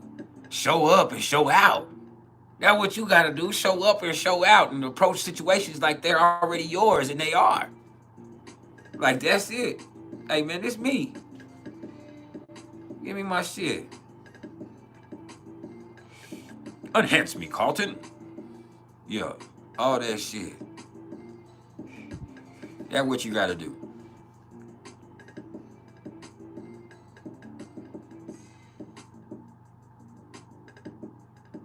Now, well, I don't know what I can't remember. I'm sure it is, and I just couldn't remember right off the top of my head, so I could, I don't want to be wrong.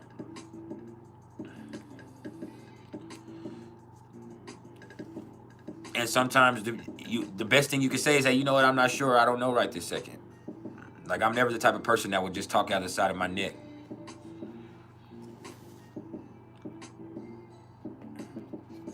So, Vega Monster, you said Uranus is your chart ruler. No, Uranus is not your chart ruler. You can be an Aquarius rising, but Uranus is not your chart ruler. Saturn is your chart ruler. Uranus is the co-ruler. Your chart cannot be ruled by Pluto, Neptune, or Uranus. They can be the co-ruler of those signs. They are definitely the co-rulers of those signs, and even the modern rulers. But they are not they cannot be your chart ruler. If you're an Aquarius rising, Saturn is your chart ruler. If you're a Scorpio rising, Mars is your chart ruler. If if if you are a Pisces rising, Jupiter is your chart ruler. Neptune is the co-ruler. Uranus is the co-ruler. They are the rulers of those signs, the modern rulership, but they are not your chart ruler. Mars is your chart ruler. I appreciate the CashApp love. Goddess. But yeah. So Uranus conjunct your Sagittarius midheaven. Opposite Mercury and Gemini with the Gemini sun. It means you need to get some knowledge behind all that, all that cleverness you have. Like you know a lot about you know a lot about a little bit, or let me say you know a little bit about a lot. Like you know about all types of different stuff, and you have all these different facts. But as you grow and mature, you develop true knowledge over time. As you come through, and your intuition really just comes into its own, and your spirituality comes into its own, and your spiritual gifts come into their own. You develop this intuition, which makes you a formidable person, and it gives you a career avenue that's different than everybody else. Like what we do here. You are presented with a career avenue that just, you know, blows everything else out of the water. You no longer have a job, you have a purpose. You feel me? You no longer have a job, you have a purpose. But that's when you stop just knowing a lot about, you know, knowing a little bit about a lot, and you really have true knowledge, wisdom, understanding. That develops a little bit over time. Saturn would also be there then.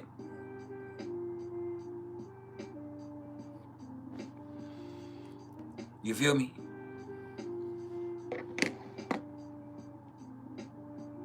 Now, Porsche Fry, you said if this is true, if a man has, you said, do I know if Juno Trine Vesta is a cheater if you have Venus as a chart ruler the first? It could be any of these sorry motherfuckers could be cheating. He's a man.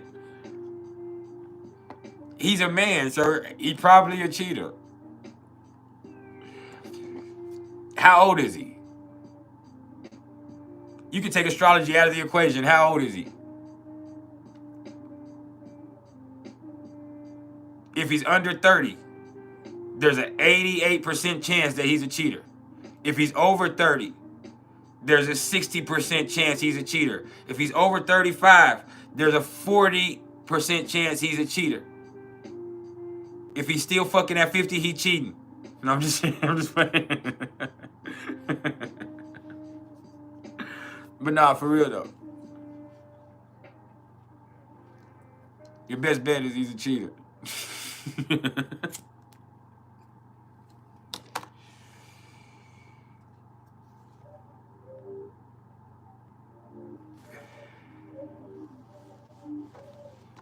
Otherworldliness, empty 12th house in Gemini, please. It just means that you're, you know, that's not an influence for you. So what you have to do is look where Mercury is in your chart. Where is Mercury placed? Once you see your 12th house is empty, it doesn't mean that, it just means you're not fucking crazy. Gemini rules your 12th house. You're very clever in your own way, but you know, you think sometimes you let your thoughts get the best of you. You really have your emotions under control. It's your thoughts. See, that's what people don't understand about being a Cancer. Is I'm a Cancer, and I'm a Pisces moon also, but I am emotion. I learned how to deal with these emotions a long time ago. This emotion is something that you have to learn to be and live with, and it's more of a part of who you are than what you do. Being a Cancer. So that's why you cry. That's why everything triggers you. That's why all that stuff. But besides all of that, it's your thoughts that you can't get under control. Your thoughts like drive you crazy as a Cancer. Like it's your fucking mind that fucks with you about people. That's what makes you emotionally manipulative. Like I remember I used to be in elementary school, right? And I'd have a little girlfriend, right? And I swear to God, even in elementary school, I would go up to that little girl 35 times a day and say, "Hey, are you still my girlfriend? Hey, are we okay? Hey, are we good? Are you okay? Are you still my girlfriend?" And it's like, eventually she'd be like, "Bro, you getting on my," like, if she wouldn't say that like that because she was a little kid, but she'd be like, "Stop saying that." She would literally say, "I appreciate the love."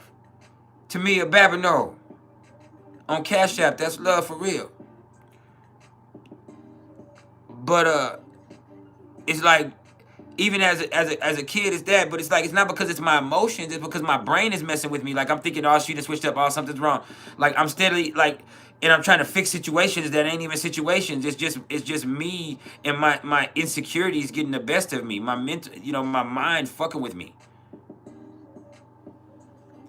Like emotionally, I'm fine. I'm gonna cry. Like I'm cool with that. I'm gonna fucking cry. I'm going, like, I take things personally. I care about you. Might not even like you, but I fucking care about you. Matter of fact, I don't like most of the people that I really love the most. Like that's the truth.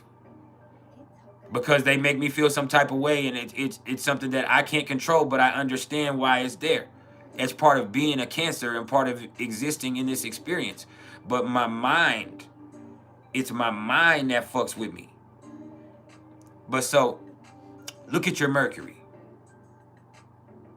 Otherworldliness. Having an empty 12th house in Gemini, Being a Cancer rising, that just means you don't have mental issues. You're not necessarily bipolar. You're septolar. You got about 700 million different personalities because you change with the phases of the motherfucking moon. That's what that means. But look at Mercury and see what Mercury's doing, and that'll let you know more because your 12th house is empty there. That's what the astrologer's method is going to be. That's what I'm going to tell you because that's the technique that is professionally, universally accepted. If there's a house empty, it doesn't mean it's insignificant. It just means that first of all, if there's no planets there, there's nothing that's making that a focal point nor confusing that energy there.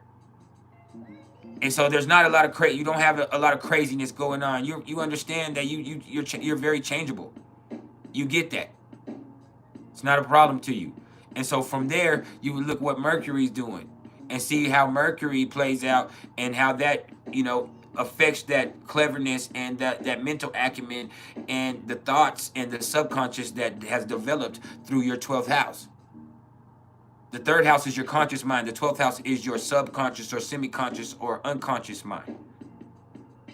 Really, the 8th house could be your subconscious, and then you could look at the 12th house being your unconscious.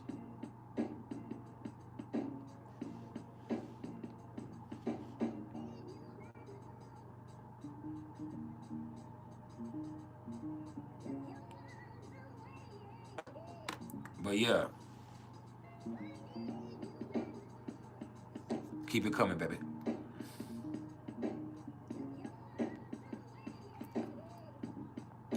You can't!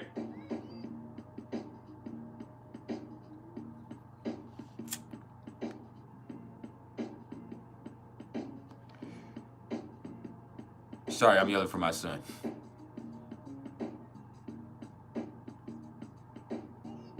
JK! I know you don't feel good. Come here. Do me a favor, take Chief to pee. Okay?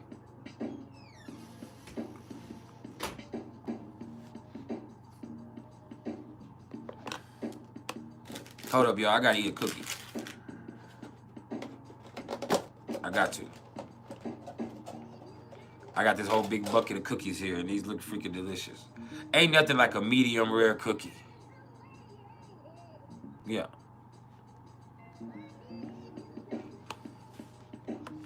Anyway.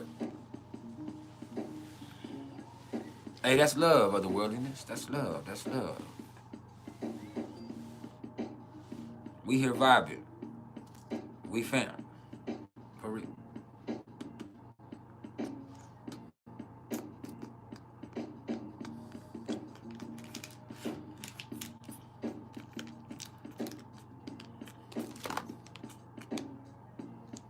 Yo. Pisces rising. Uranus in the 8th house. What's my thoughts?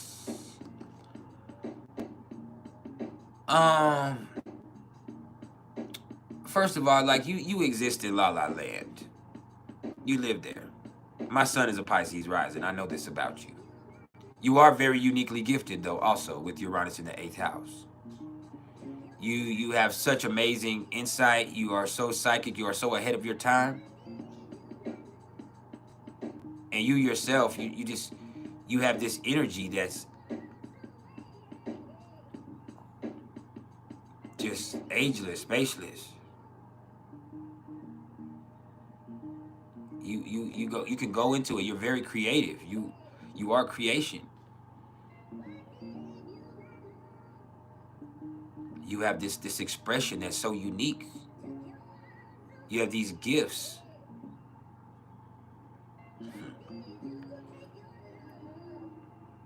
You understand people and things and emotions and motives.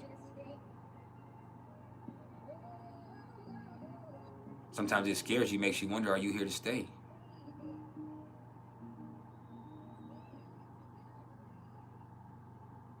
That's the truth. It's like you're on a different track than everybody else.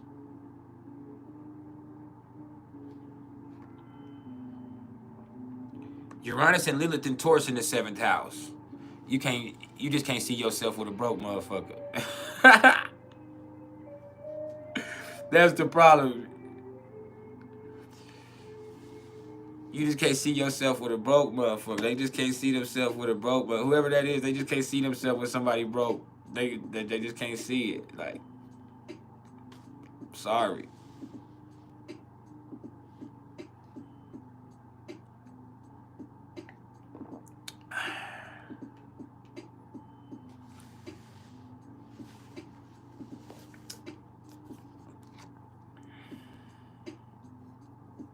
That's the truth.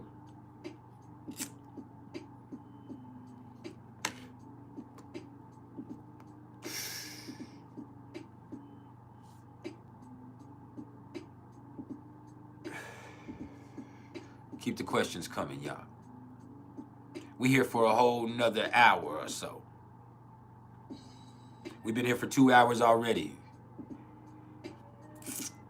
And as the great Nipsey Wood said, the marathon continues.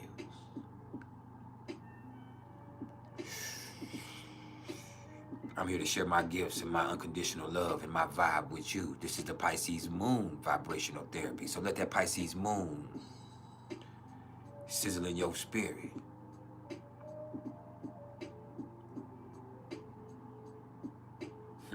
Put some in the air if you fuck around.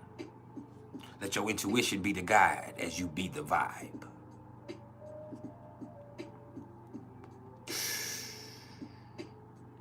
Yeah, we humming now.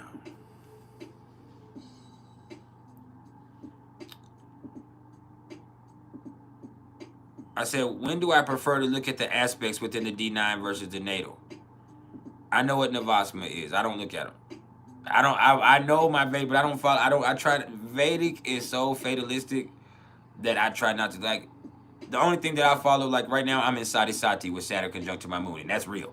Like, as soon as I went into that peak phase, I started feeling it. That's the truth of going through Sati Sati.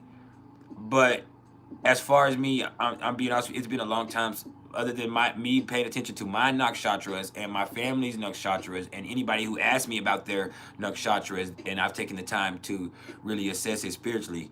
I haven't been following Vedic. I'm a Western astrologer, and so me professionally, and I've been busy lately.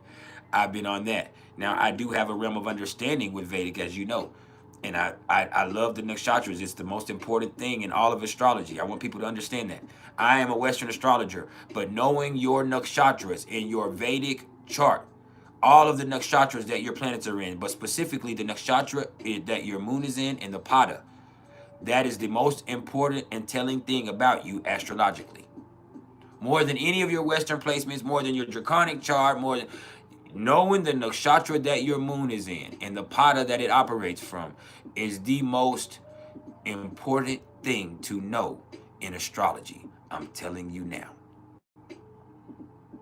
And I am a Western astrologer. To know that nakshatra is to know thyself. That's the truth. And you can have people say, well, it's just the lunar mansions of the moon. No, but to know the nakshatras is to know the deity involved, to know the energy that comes behind it, the story that comes along with it. Can I give you an example? Let me answer the golden goddesses. I will give you an example, but hold on. Libra rising, Lilith in Libra in the 1st house, 27 degrees. You know, you're beautiful yourself, so you kind of can be superficial. You judge by looks. Sometimes you judge everything by the way it appears off first sight. So you can actually miss out on getting to know some really cool people, and you smooth shit over. You're too fucking nice a lot of the time. But you're not. That doesn't mean you're a good person. You just know how to charm people. You know how to work your jelly. You know how to smile in a motherfucker's face and cross them out at the same time. Yeah, I know you. And you know how to get people enchanted by your looks, by your charm, by your sauce. And in doing so, you have them in the palm of your hand, and it seems like a compromise to them, but really they're doing whatever your will is exuding. Yeah, I know you.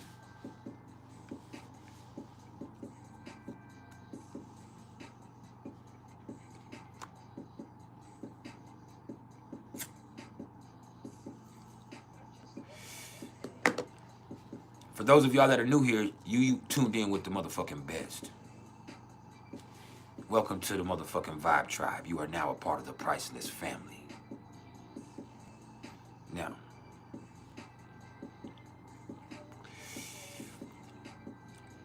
could you characterize the 12th house? Could you characterize the subconscious of each person in the world? Could you characterize that other side, the divine, the territory that goes undefined, unexplained? You know, the astral, the spiritual realm, the land of dreams, the land of schemes, the place where you are your own worst enemy, the prison, both literal and figurative. Yeah, I know the 12th house. The place where depression lives.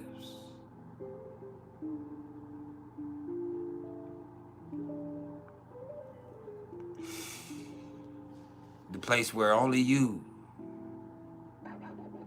can save you.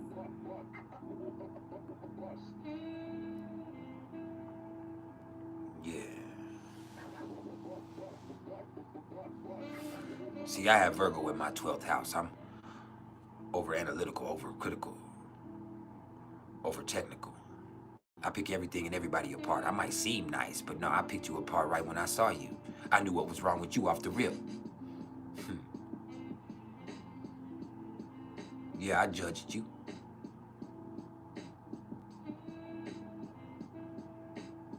Yeah, I judged you.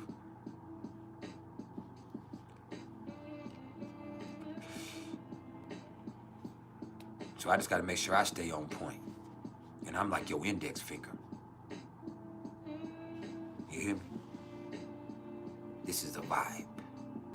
Hit the like button if you haven't hit the like button yet. We just getting started. You done fucked up and clicked on some trio shit this time. Now, can I give examples of nakshatras?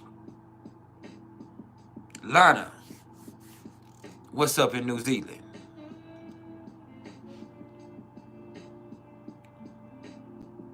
Let me tell y'all about the nakshatras. For instance, I am a Pisces moon in Western, and I identify with being a Pisces moon to the fullest. There's no way I couldn't be a Pisces moon.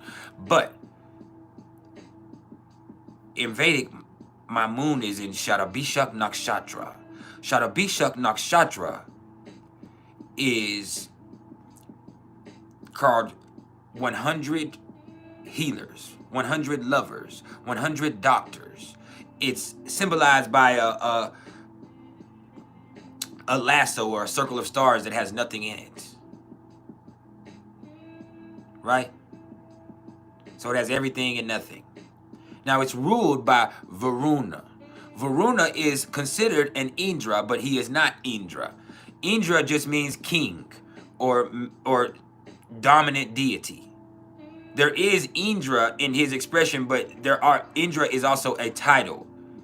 It's not an individual. It's not. There is an individual named Indra or a deity named Indra, but it's also because this deity has been given thus title. But Varuna was once Indra, or he was the deity of all deities. He was the god of all. It was the only god that could judge other gods. But there was a conflict, and Varuna chose somebody that wasn't his brother. This is Aquarius. Interesting. He chose what was right instead of his family, and thus he was stripped of the Indra status of being that, and placed in the underworld, to where he became the god of the midnight sun. You are now the god of the midnight sun. We strip you of all this glory, of all this power, and we now make you the god of the midnight sun. You have all these gifts, but now you can't even show your face in the daylight because you chose against your family. But he just chose what he thought was right. So he's cast, but he's still him. He's still him, and he's like a lizard that has a lasso, like a lizard deity, a reptilian deity with a lasso, and he rides on the water, and he controls the water. But it's Aquarius basically. But what Shatabishak represents is healers, addicts, eccentrics, people who are extremely gifted but extremely conflicted, people who are different than everybody else, people who naturally understand the occult, people who naturally understand astrology, people who naturally have to heal because they're so fucked up. And so that's me. That's Shatabishak. Now there's other forms of Pisces moons. There's Pupapardra and Urapapardra.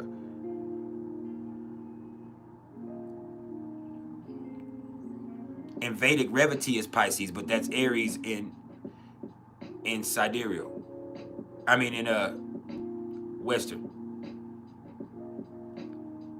But with this right here, Shatabishak is just there's a certain eccentricism, there's a certain giftedness, but there's also a certain darkness, there's a certain rebelliousness, there's a certain arrogance, there's a certain isolation, and I do isolate myself. See, y'all see me here with y'all with all this charisma, and y'all assume that I'm this super friendly person, and I am very cordial, but I am just on camera. It's just me and my children here. I don't fuck with people in real life. I'm a Pisces moon. I stick to myself. And even within my house, I have a problem that I isolate myself. I have lied, cheated, and stealed just to be able to be by myself sometimes. To do nothing at all. It's destroyed relationships. It causes issues in my relationship to this day because I isolate myself so much. That's Shatabishak. I help people. I'm there. I'm empathetic. I have all this stuff, but I'm also super weird. I'm also super conflicted with myself. I'm also super fucking indifferent sometimes to what's going on with anybody else because I'm so caught up in my own world.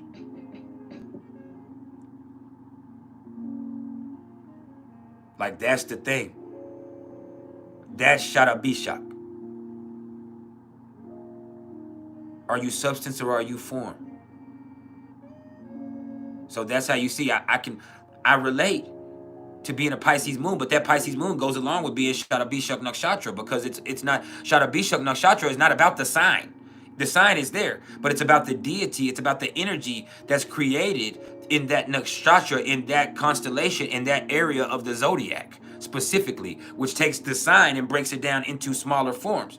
Not like, unlike deacons in its way, or lunar mansions, but taking it and making it from what it is. But nakshatras also have padas and breakdowns within it. But then Shatabishak, you also have pada 1, pada 2, pada 3, pada 4, which has its own meaning also within that nakshatra. I'm pada 3. Speaks specifically of addiction, which is something I specifically have dealt with and come from with both of my parents.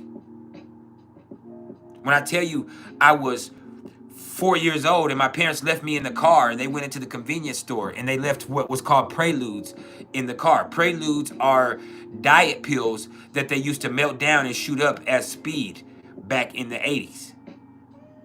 And so there had Quaaludes, which are downers, and PrIcElEs, which are uppers.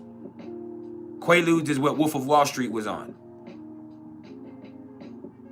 when he was crawling to the fucking place or whatever. And so they went in the store. I ate 4 PrIcElEs pills while they were in the store at 4 years old.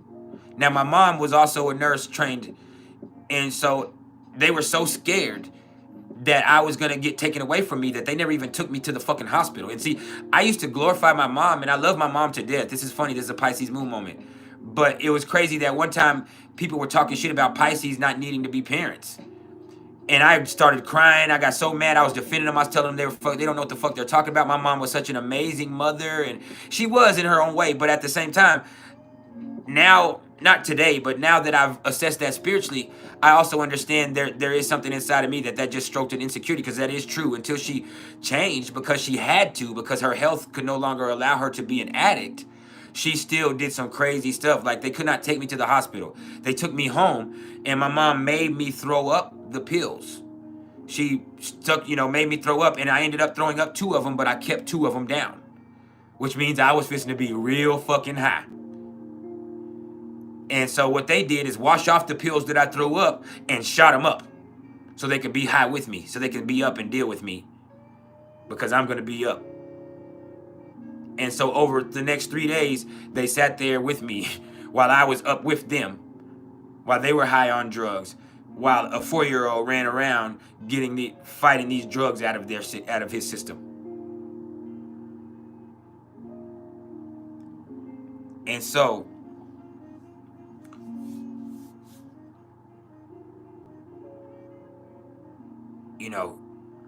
Shada Bishak is something I greatly identify. My mom spent the last 10 years of her life in NA.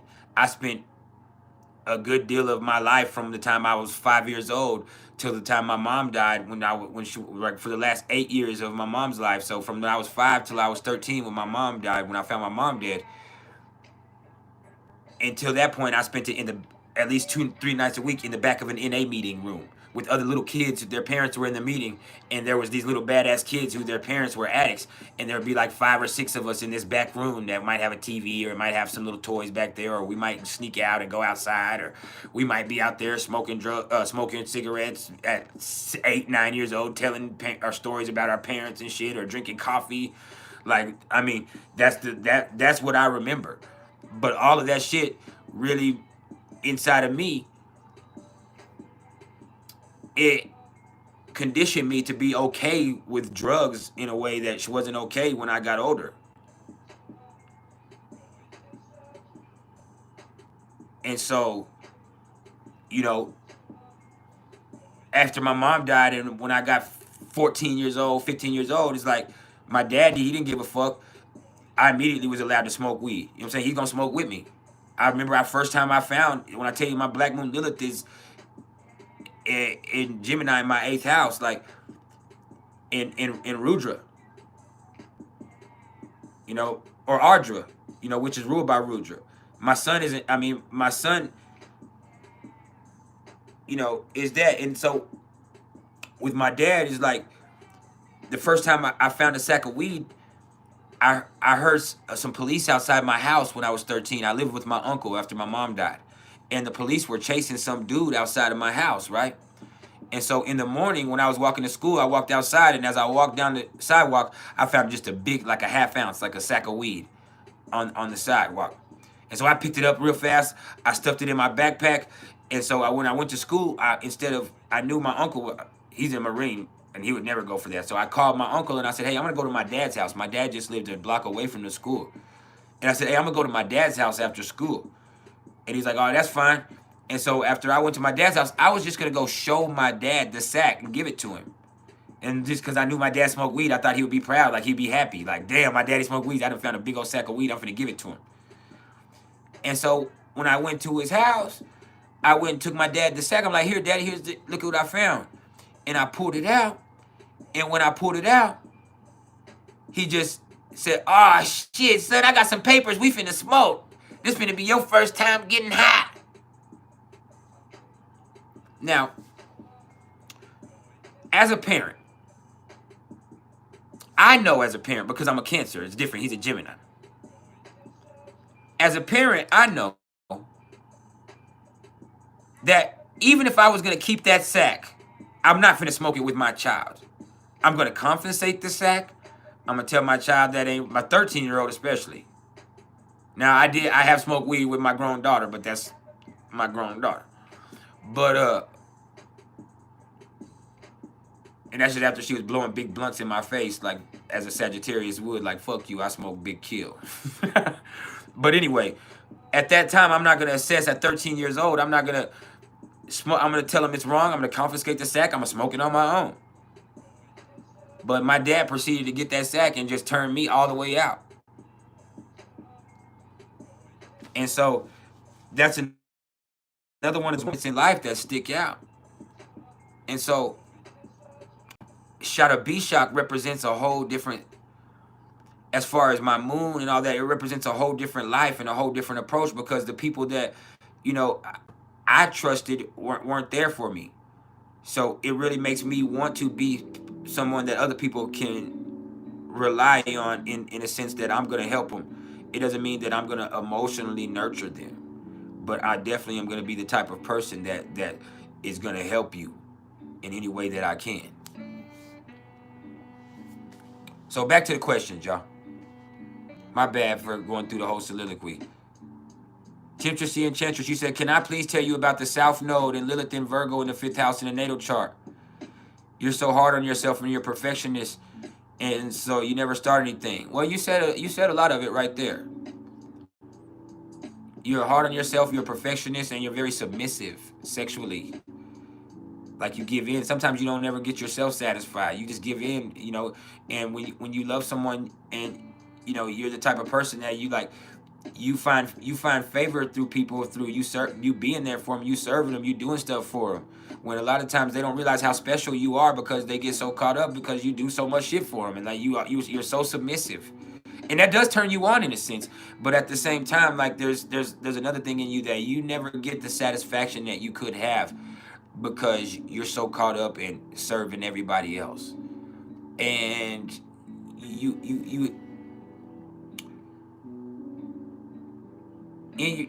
you're too submissive sometimes.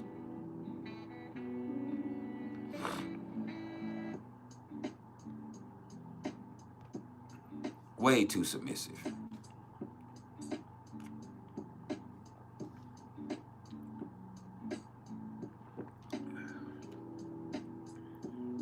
That's the truth. I have to eat a granola bar, y'all.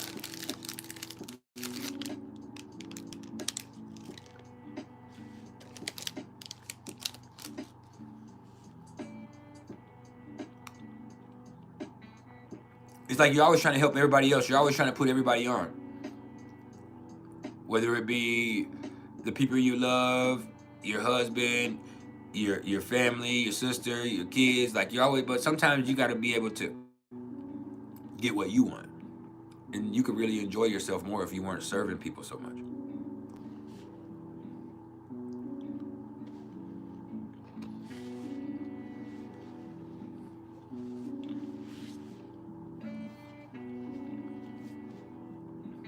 Yeah, I know you.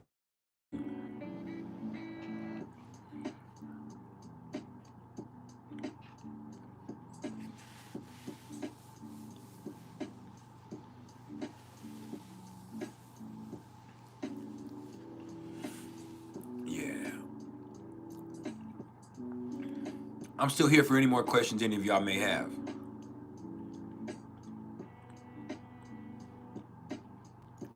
We're here for um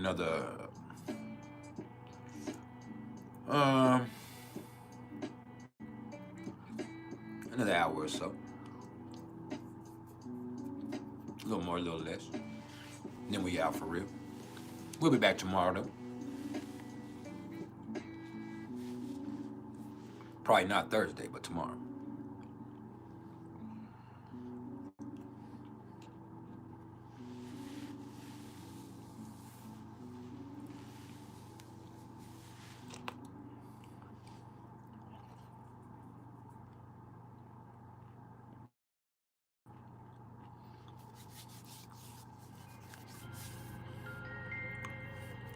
I'm here for anybody else who has any more questions about anything astrologically or numerologically related, or anything that's gonna help you raise your vibration.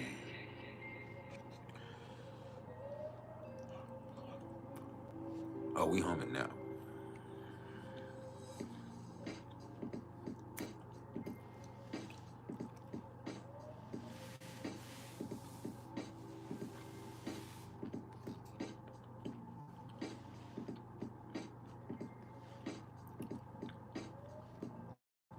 Can I speak on the 6th house? The 6th house is health, routines. It's your day to day. experience. It's also the details. It's the little stuff in your life. It also represents your nervous system fundamentally. Your nervous system triggers all types of things like your digestive system, like your lymphatic system. So all of that is influenced there. The sixth house. What's up, Kayana? The sixth house is also your job. Not your career, but it's a job. If you have a job and you're just working a job, there's the sixth house. It could be representative of pets or domestic animals in general. The sixth house could also represent hidden enemies. So it's all there. Haters, criticizers.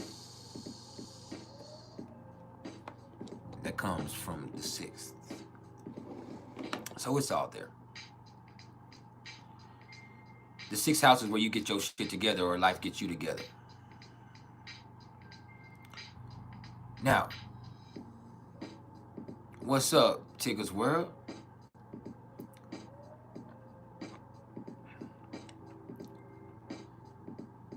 We in this thing for real. As you can see, the Vibe Tribe has expanded. We in it. Now, I'm still here for any more questions anybody else has.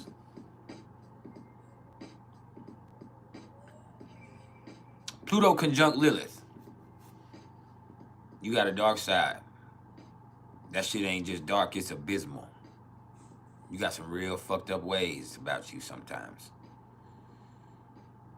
There's an intensity that lives inside of you that is wild and untamed, and sometimes you can't even control the shit that this character called you does. Yeah, I know you.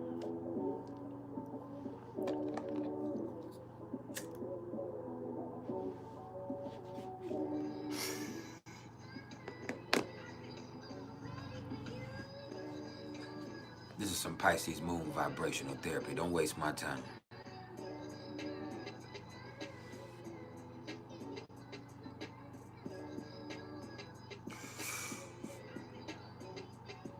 Yeah. Neptune in the sixth house is ruining your life. It could be. Fucks with your health for sure. You don't know what's wrong with you. I have Neptune in my sixth house too. I've been having it for years. I have Saturn about to come into my sixth house, and y'all know how I've been acting about my health. Like, this shit is crazy. I appreciate the love, Kayana.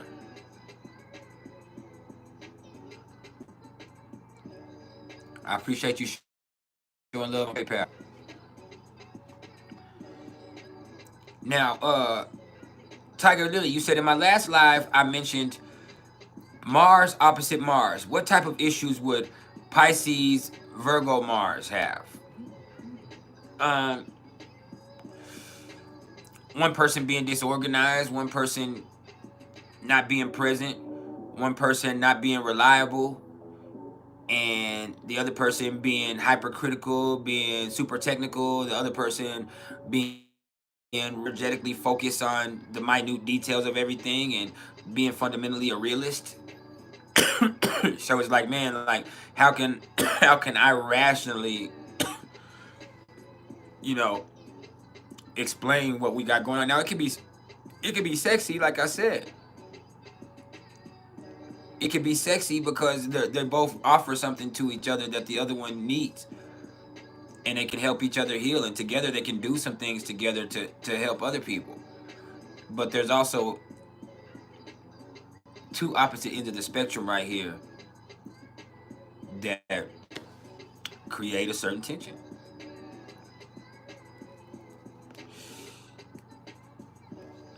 Indigenous Afro-Latina. Welcome, goddess.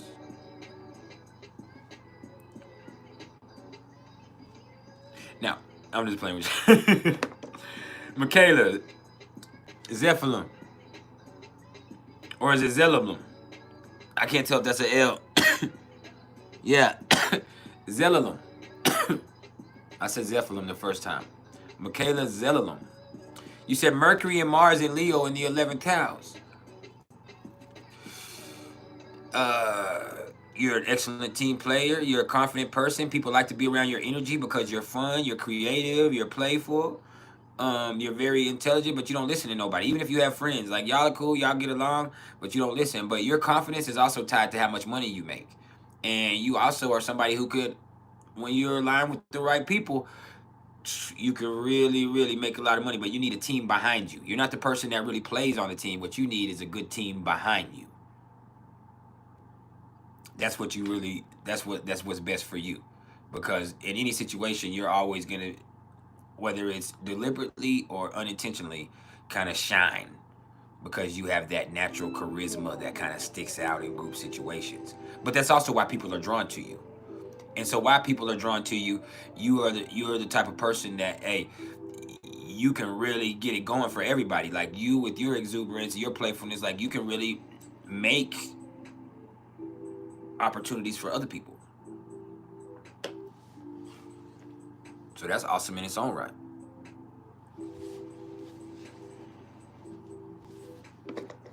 You feel me?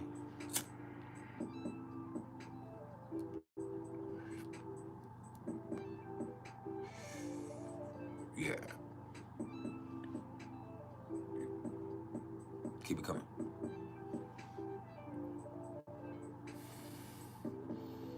Let that Pisces moon seep into your soul. Open up your ear. Let me crawl into your mind.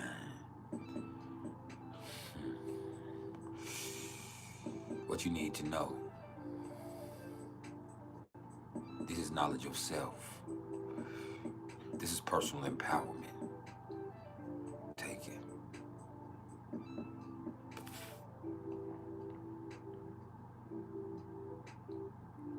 Neptune in the 6th house here. Man, having Neptune in the 6th house just fucks with you. It makes you feel like something's wrong a lot. Like, and when you go to doctors, like you don't get answers. Like I had issues. I went to, they took blood. They're like, hey, your blood looks good. Go home. Stop stressing yourself out. You're tripping. It's like, and it's like, man, something's fucked up. And you got to be careful before you manifest the exact issues that you're worried about. Because with wherever Neptune is, Saturn will come far right behind. That's the truth. Take it from me, who is experiencing such things.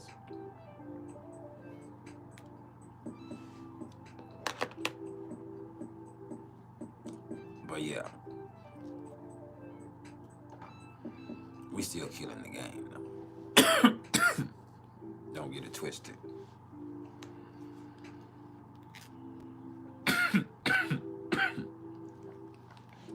For real.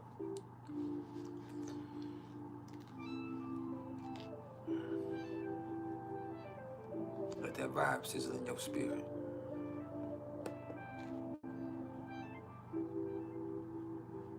Now, indigenous, Afro-Latino, you said, what about Mercury, Saturn, Venus, Chiron, all conjunct in Pisces in the 10th house? First of all, you get misinterpreted, misunderstood, and underestimated all the time. Nobody really knows what to make of you. And you're cool with that because you always like to impress people when you come shining through with your broad-based competence. Like you always have a way about you that can surprise people because people always underestimate you. People always misinterpret who you are because they're always projecting and they're expecting. And you are beyond expectations every time. You're not somebody can be expected. You're a vibe that has to be caught, baby. Now, let me also say you have a multitude of talents, divine talents. Yeah, I know you.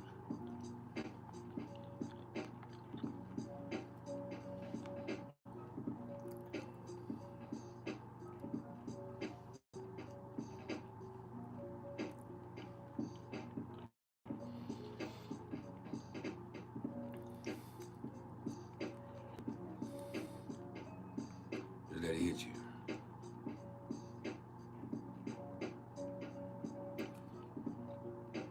Make sure y'all hit that like button for me. And understand, this is not about ego. Oh no. This is about algorithm.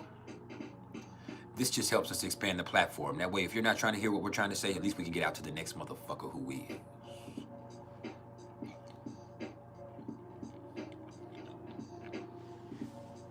Vibe with that.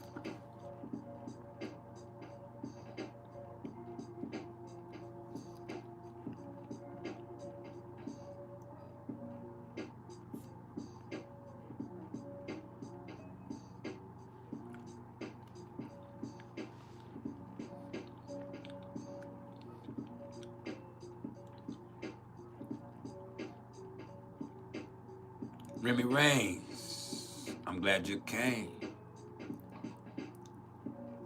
Next question.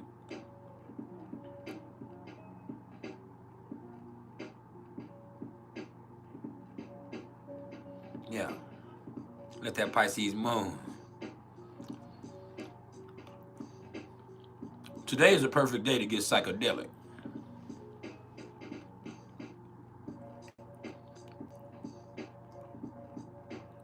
To search the inner parts of yourself. See, the moon is also trine to Mercury and Mars and Saturn.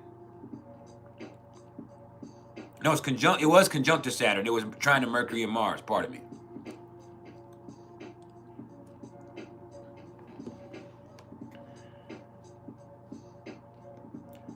What's the energy of moon sextile to Venus, Aries, and Gemini? Active, playful, just fucking like just awesome, kind of young, immature, you know, but just that right there is something that's lively. It's definitely not boring. It's one of the most stimulating things you could ever experience, that sextile right there. You know.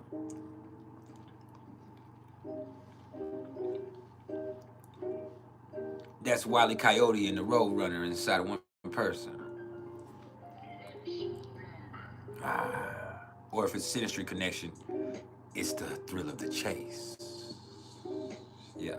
I know you want to taste, and it's right there in your face, but I don't know. You look like you could even be the type that could keep pace. Yeah, Aries and Gemini move quickly.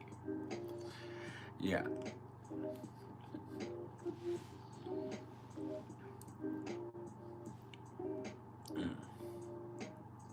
I appreciate the love, Indigenous Afro-Latina. For the rest of y'all, when you show love like that, please hit the Cash App or the PayPal or the Venmo. YouTube is going to take 40% of everything we get here.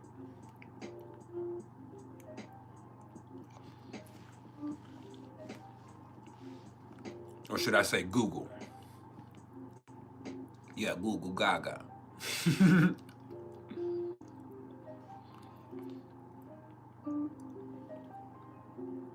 They fucking me and not even kissing me. Now,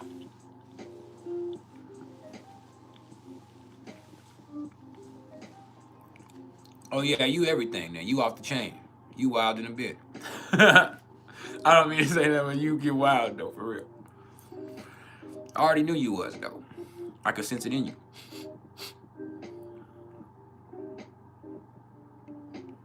Yeah, I know you.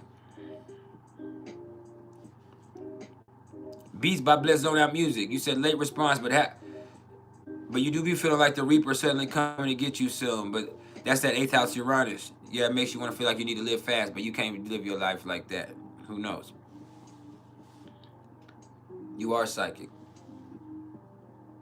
God Star 369. You said Virgo midheaven, 1 degree on the 10th house with no planets. I mean, you can do all kinds of things because you're a fucking technician. You're very technically sound. You stay on point, so you can do all types of things. And you always show up. You're prudent. Yeah. Yeah, I know you, cuz. You hear me, God?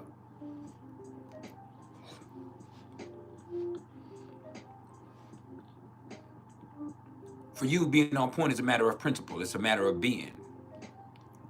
It's a personality trait. You sharp. You know your shit. You stay on top of it.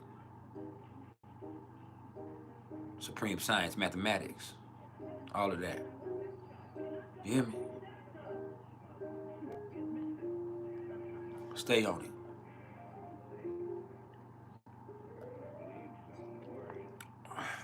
You fucking with the play, fam. I don't just say it.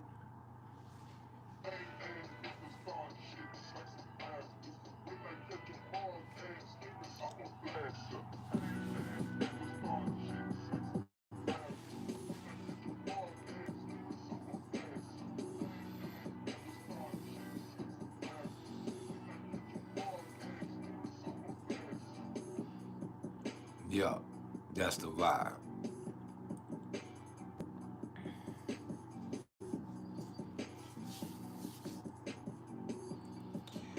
So while we in the low real fast, I gotta use the restroom real fast. I gotta give me a 1 minute break. I'll be back in 1 minute. But I got to go. I gotta pee. Excuse me.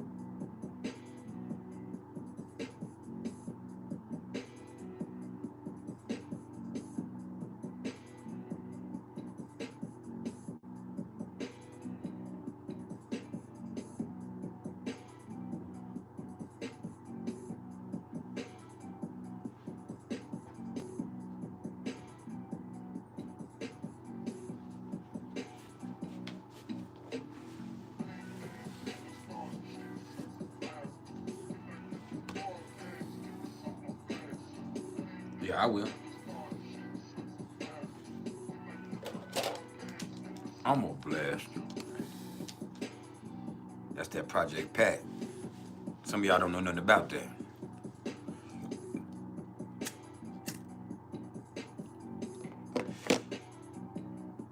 I appreciate it, Miss Babiner.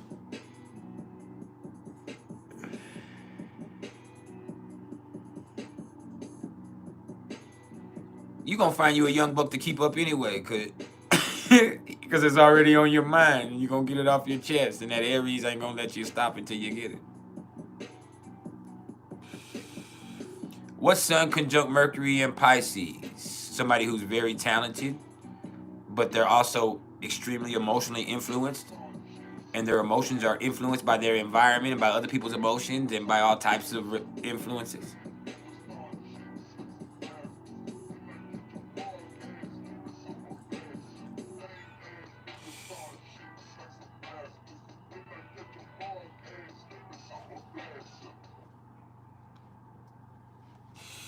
Yeah, we in it there.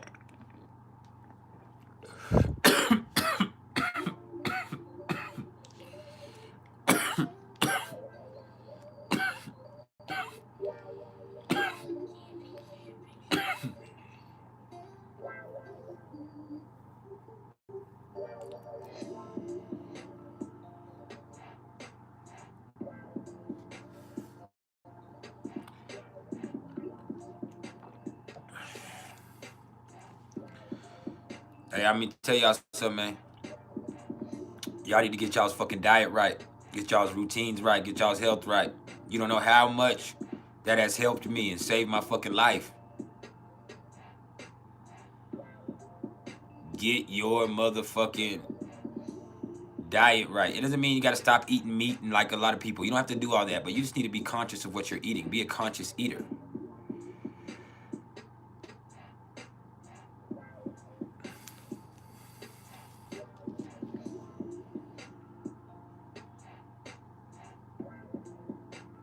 Yes, writing stories. Yes, beautiful. Right. That'd be the perfect thing. Kayana. Writing stories. It's not just music. Writing music, writing stories. It's the same thing. Books. Poetry. Painting. So many different things. Acting. You could be an amazing, amazing actress with those placements, or actor.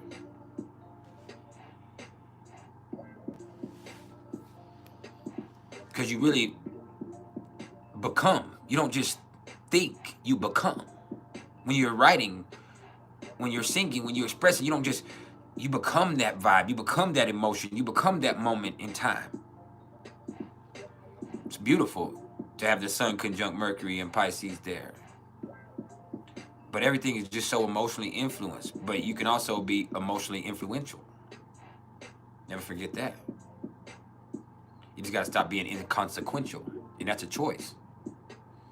It's a realization, not a revelation.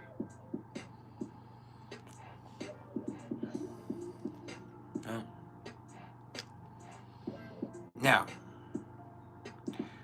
Watkins Cat House, you say first house, Sun in Aquarius, cusp to a Capricorn with Mercury in Capricorn and Jupiter in Capricorn. That's a lot of fucking Capricorn. That shit could get real corny.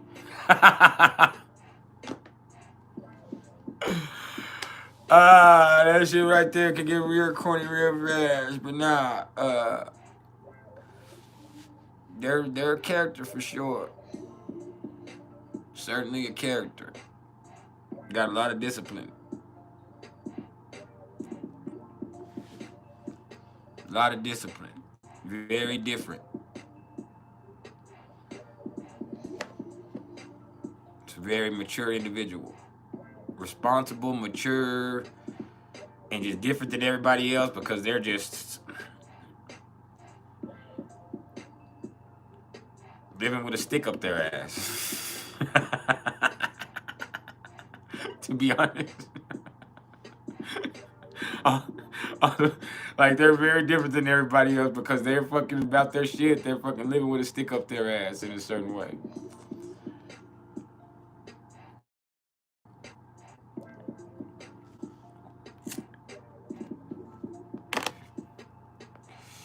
Like, God, dog.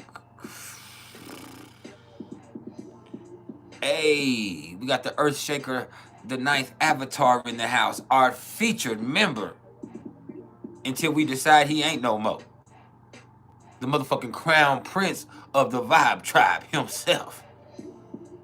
My motherfucking dog.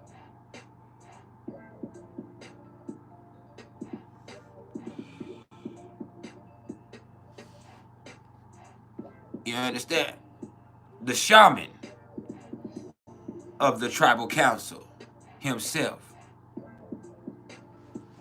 And hey, they got roses in stock at the store for those of y'all that's trying to kill all the sensitivity in your clitoris. He'll let you know what they got in stock. All you got to do is get at him. He can order it for you and get it sent to you where you don't even have to go to the store yourself. He'll shoot it to you personally. He has access to all the new shit too, the 2025 shit.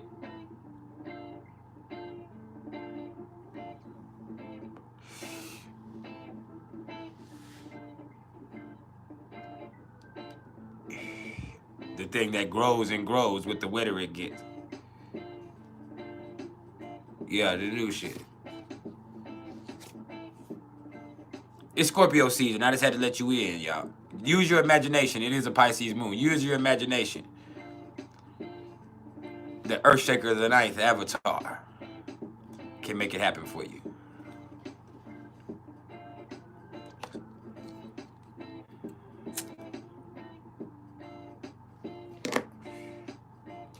Yeah.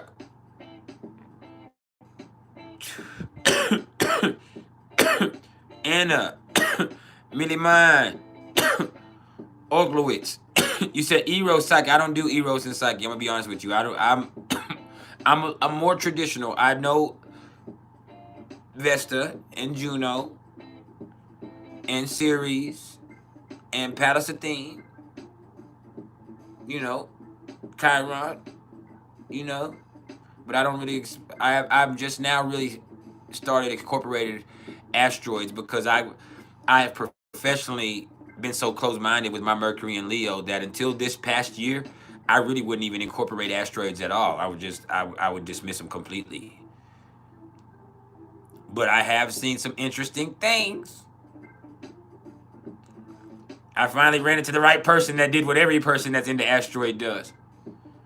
They did it. They said, "Hey, go look up the asteroid that has your name on it. I guarantee you, there's an asteroid with your that has your name." So I go look it up. Right now, they didn't have Roderick, but they had Roddy. Sure enough, the asteroid Roddy happens to be exactly conjunct my natal moon. And once you do that type of shit, you be like, "Oh shit." And that's what my family calls me, is Roddy. Not just my mom, that's what everybody calls. It's not just Roger, they call me Roddy.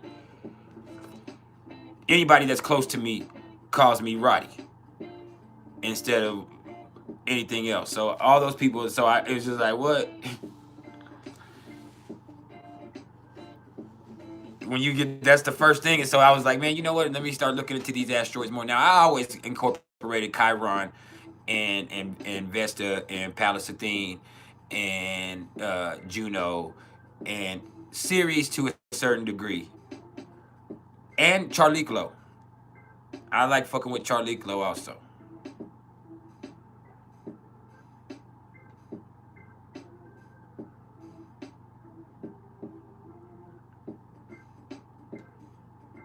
Yeah. Anna Milman Orkowitz, right? I have my son in the 9th house. I have a gift for pronunciation. I sit here and try to I won't even try unless I know I can, and I always know I can, so I'm always gonna try because it's just something that I have to do. I have a thing for that. Like once I see a name that looks like it's gonna be hard for somebody else to pronounce, I'm like, I'm about to pronounce that shit. The Libra rising in me loves doing it. Even with my my Black Moon Lilith in Gemini in its own way, like I love words. I could really, spit some real game at your motherfucking ass.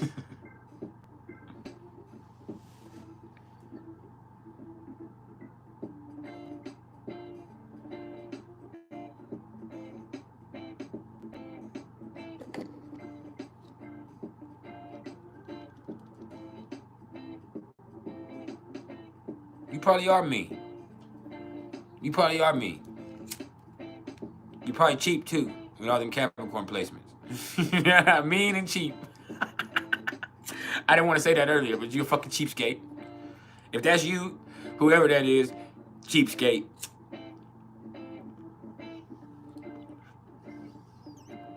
See, that's the difference about Capricorn and Taurus where people get it mixed up.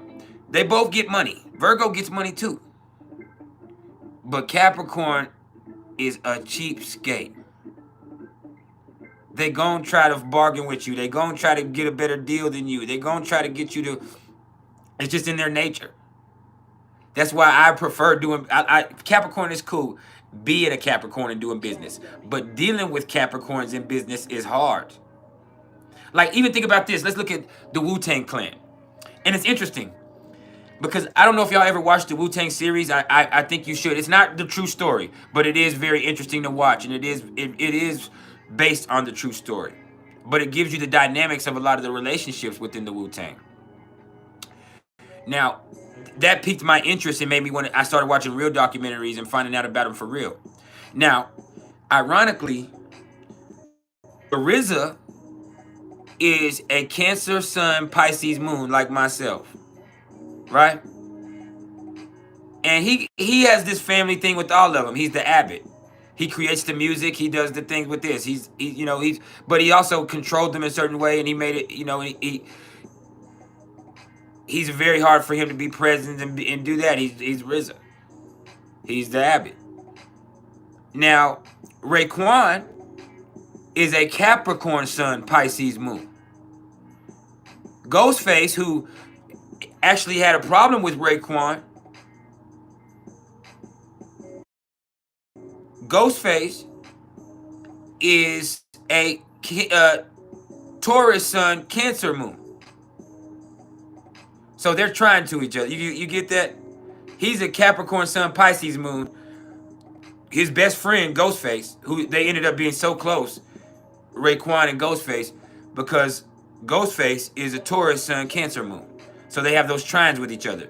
But their family and they all have ties to RZA, who is a Cancer Sun Pisces Moon. Now I say this to say this.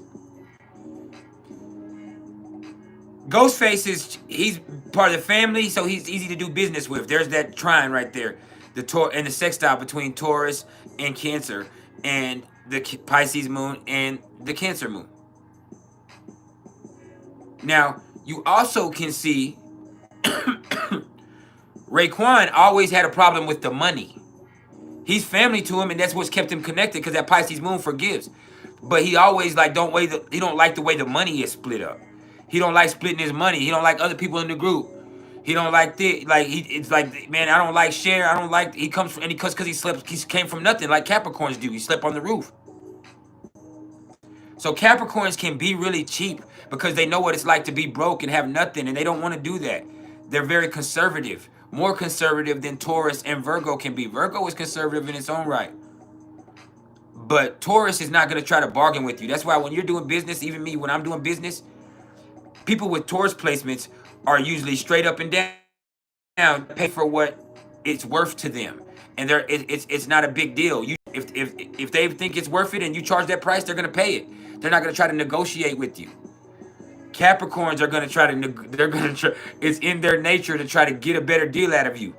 Like, it's in their nature to try to get the best of you, to win. It's in their nature for them to end up conserving a little bit more than they expected to spend. It's in their nature to try to just in their own way get the best of us, keep control of the situation.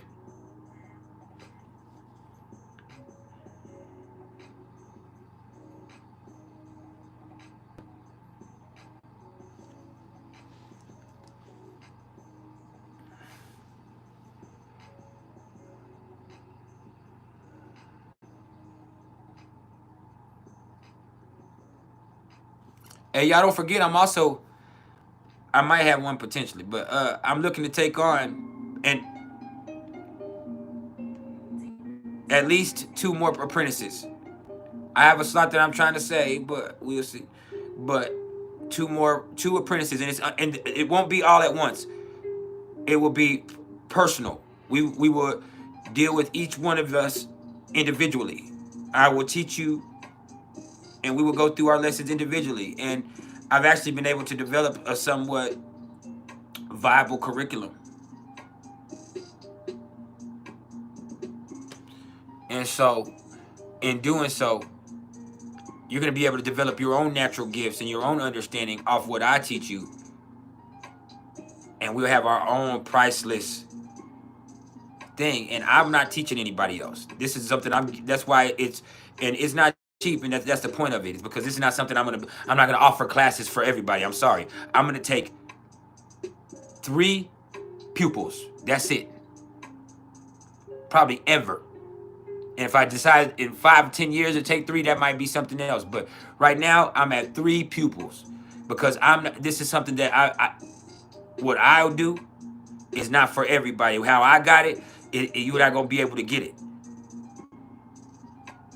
And if you decide to take once you develop your own understanding, if you decide to take apprentices of your own and pass it on as this priceless thing, I would love that.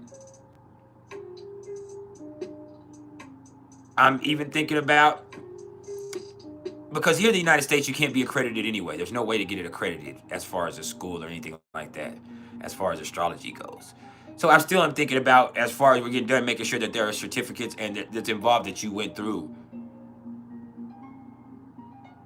and that you yourself are somebody that I have given my personal stamp of approval. And that says something. But you're not going to be a clone of me. That's why people who have an open understanding, people with Uranus in the 3rd house, people who have Uranus and Mercury aspects, people who have Pisces moons, people, that type of stuff right there,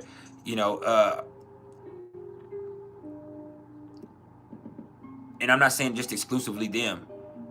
people who can develop their own understanding from the information that impart is going to be the people that really succeed with this.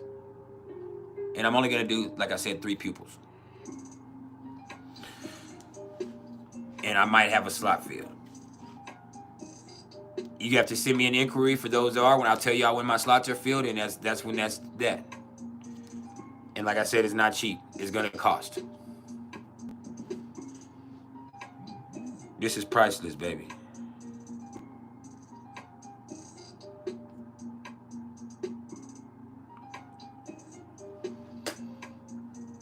So, it costs to reserve the spot. Let me know.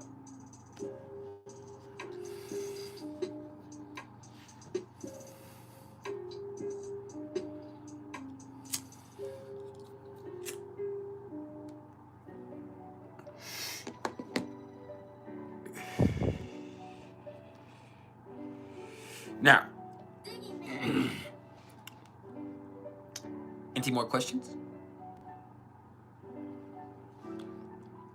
I also want to tell y'all how happy I am with how much the channel has grown in these last few months. Like, at least, like, it was fine before it, but like, whoa, the last few weeks, we've just seen this fucking, this boom.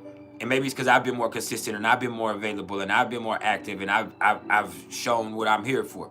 So this is beautiful, because we're going to keep it going like this. The books are filled up business-wise. Things are all right. Things are all right.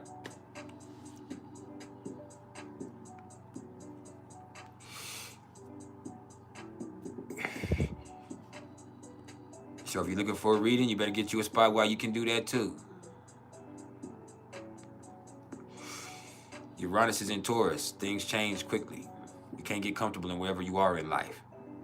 Your situation could change just like that. For better or for worse. You have to find a stable internal place that you operate from. Did you hear me? Find a place inside of yourself that you can operate from that's stable.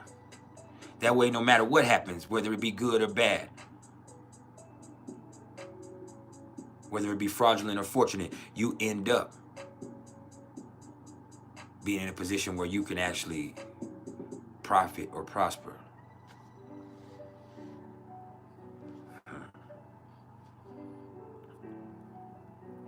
I'm gonna give you that little gem for free, but it's usually meant to be sold and not told.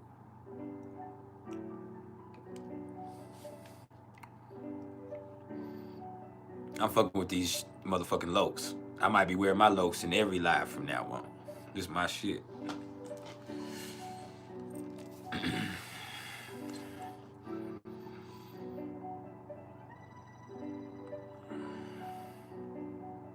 That's goddamn right. Priceless don't mean free, baby.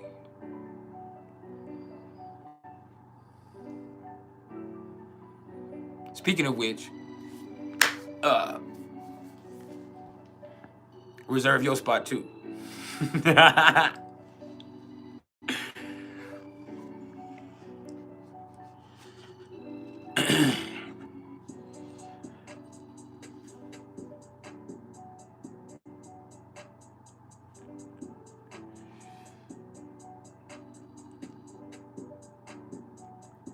We in this thing for real. We rooted till we get booted.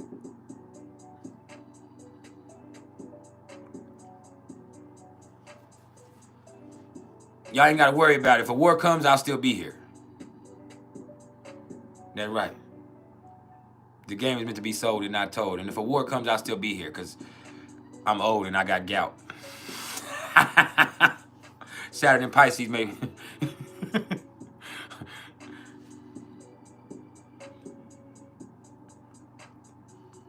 So they ain't gonna draft me. They might get the Earthshaker. They might get the Young God. They won't get me. I'll be like Muhammad Ali. They just have to strip me of my belt. I'll still be the people's champ. You there? Hey, we coming tomorrow with the synastry questions. We can. I'm answering any questions y'all have about anything today because we just vibing. But tomorrow we talking relationships. I might talk a little something about synastry in some way tomorrow, or sex. We might talk about intimacy, sex tomorrow. Tomorrow is hump day. All right. So we're gonna have those type of conversations tomorrow. We're still gonna be in that Pisces moon vibe. We're gonna be vibing. But we're gonna be tomorrow we're gonna be talking intimacy, insecurity, infidelity, synastry, compatibility, all that type of shit. We can talk about it some today, but I'm talking about tomorrow. That's the focal point. That's what we do on the hump day vibe. All right. So bring your motherfucking relationship issues with you tomorrow. Bring your motherfucking intimacies with you tomorrow. Bring that freaky shit with you in the morning. All right.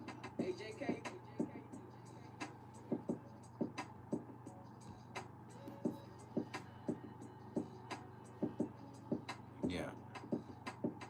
For those of you that been dry, I pray you wake up to some dick in the morning or whatever it is that you prefer. Some of that meow, if that's what you like also.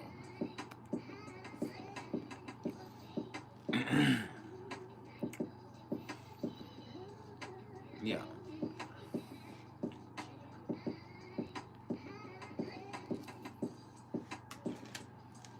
We still vibing. We here for 40 more minutes and we're gone for real.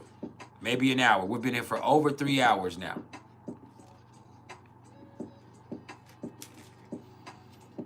And I'm running out of blunts and cigars. And that right there is just unacceptable.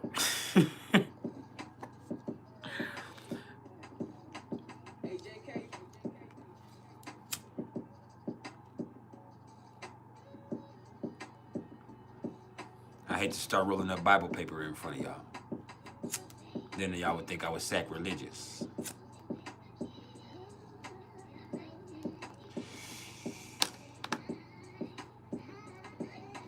But maybe it's just because I'm in love with Mary Jane. She's a martyr, so I'm a little sacrilegious. Yeah. I don't think you heard me, though. I'm that fly with the way I come at you.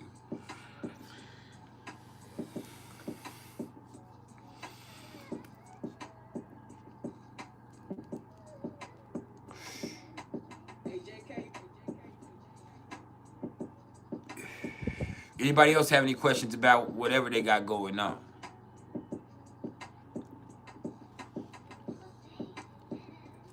Y'all want to talk about mystical experiences?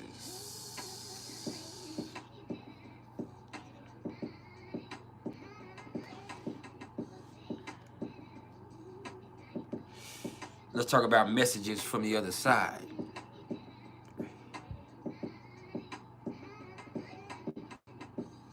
Let's talk about us as Pisces moons.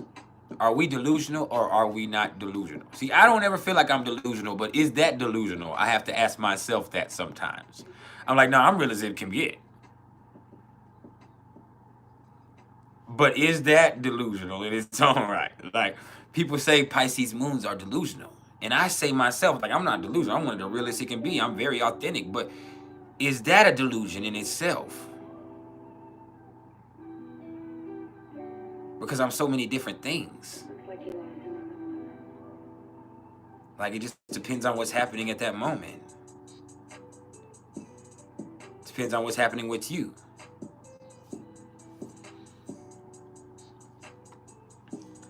Jason's Throne, I'll answer your question. Don't be calling me Uncle Rod. I ain't your motherfucking uncle. I ain't no uncle like that. Don't do me like that.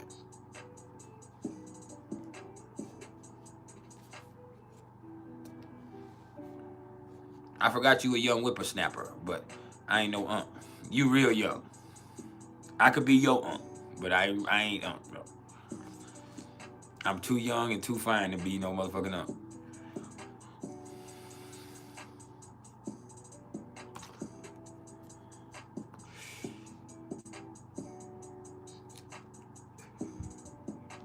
Nah.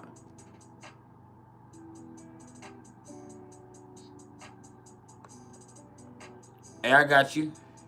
I got you 2 plus 2. Hold on, let me help you out.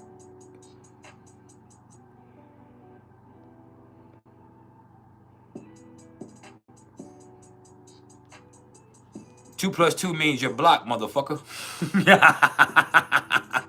That was fun. You will never be a part of this shit again. You came here trying to play with us. So you came here on the wrong energy. Whatever your name was, win, could, whatever your name is. But now you're not a part of this. You can observe, but you can never be a part of this vibe. We are not thirsty for subscribers. We are a vibe tribe. If you come in with the wrong energy, you will be banned, exiled. You will never be a part of this again. We still love you, but we have to protect our peace. Au revoir. Your sucker ass out of here.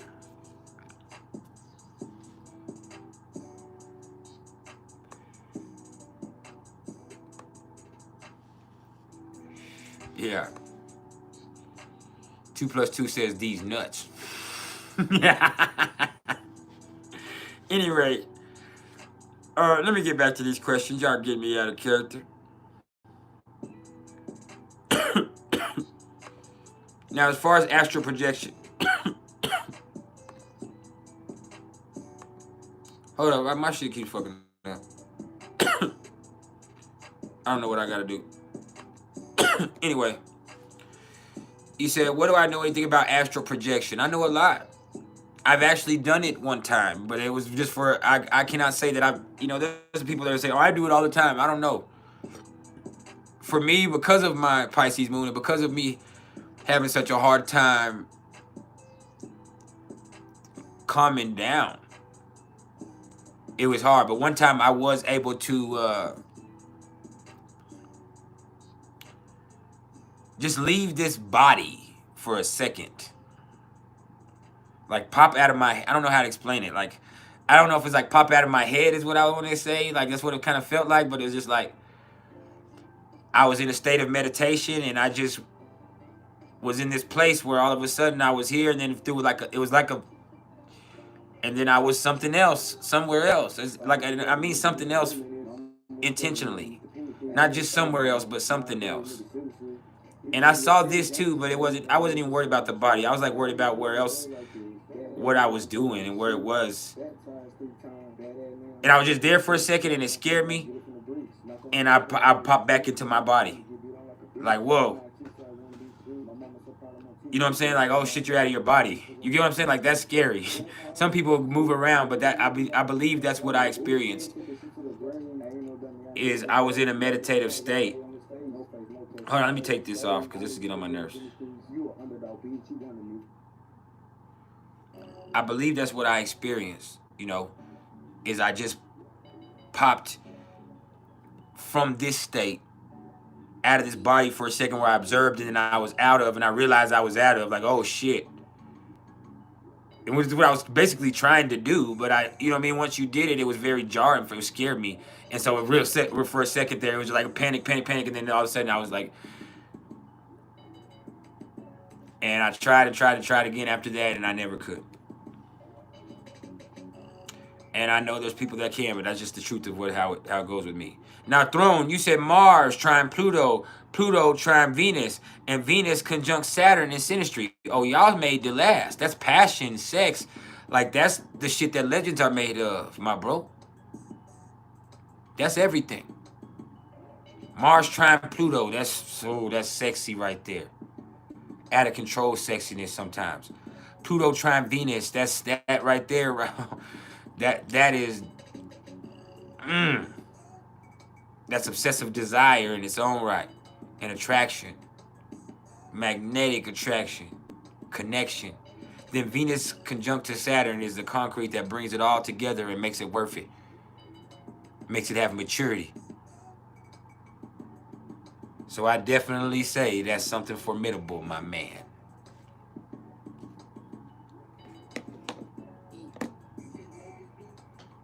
For real.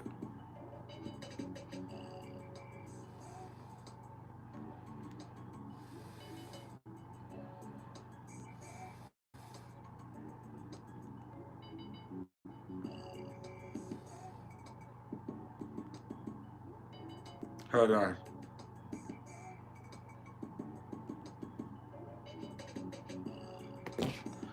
Anyway.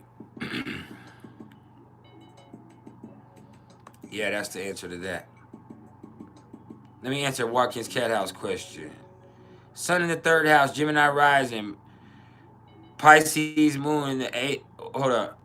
Sun in the third house, Gemini rising, Pisces in the moon in the eighth Libra. I don't know what you mean. You got to clarify that right there. Now, one rare bird, what's up with it? You came to mix with the tribe. Hey, what's cracking to everybody in Star, by the way? Yeah, you know who we are. Understand? Shout out to Joe Alley and Tanya and Yvette and Darian and Richard and everybody that makes it happen over there. You feel me? Mars. Don't forget Mars. Yeah, shout out to Star, man. You know who we are. And for those of y'all that are not initiated, if you're on Facebook, go join Star. It's the Society of Tarot and Astrology Readers. But when you come in, check your feelings at the door because it's, hey, it's not a place that plays nice. It's an astrological fun house, and there's all types of branches of Star, whether it be for children, whether it be for people that are into cooking, whether it be for your specific sign, whether it be like there's so many branches of Star that it's a beautiful thing in its own right. So I implore all of y'all to go join Star and go join my personal group, Priceless Knowledge of Self, in its own right. All right. I need more action and activity in my group. It's not active at all. Star is very active. My group has 1,000 or so members, way less than this, but we need to get it as many people as we have here, and we need to get it active. So let's get that going. Facebook, Star. Patreon, Star. You hear me? Stereo, Star. Go fuck with them. Astral projection, that's more like remote viewing when you say, can you spy on people in rooms? But it's possible. Yes. I don't think you need to be astral project to do that, though. You can remote view from without astral projection. You said she's a Gemini sun in the third house, Pisces rising, Libra moon in the eighth house. Then she's a very sociable person and she just gets along with everybody because she can adapt to every situation. That's what that means. Very communicative, very clever, but she can get along with everybody. She can adapt to every situation. She's a pretty cool people. It's like, it's just like that. And she builds deep relationships with people because she could connect with people on any level. So there's that. I hope that answers your questions.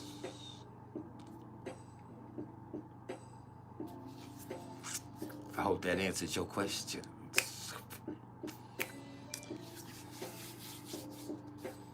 Hey, I just had somebody just a few seconds ago send me an email about apprenticeship, pupilship. That's where y'all need to do it. Send me an email. Don't get at me here. Send me an email at mr.turner1300@gmail.com. Unless you're somebody who has my personal number, and there are some of you that do, then you know how to contact me with that. For those of you that have my old number, I will have to give you my new one if that's something that I feel like is smart.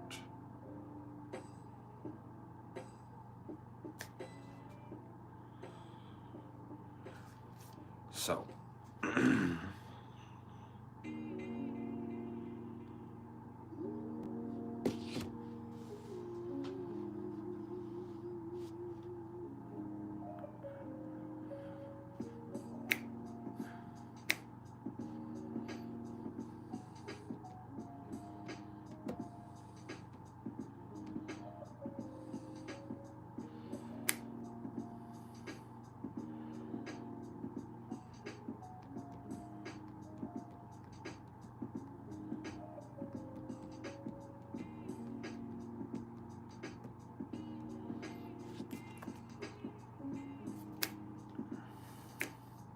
Hey, come on with the music. Any more questions? Come on, we still here for 40 more minutes. And it's been such an amazing vibe today.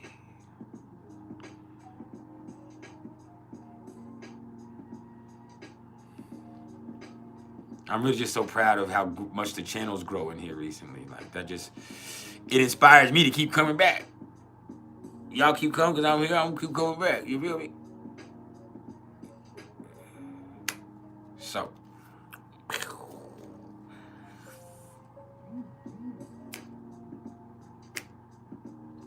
Yeah.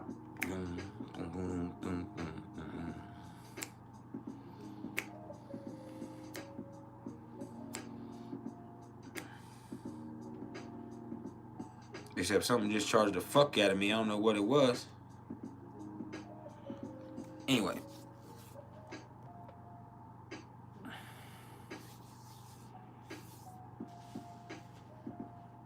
You said one time you had sleep paralysis and saw somebody's shadow lowering over you, but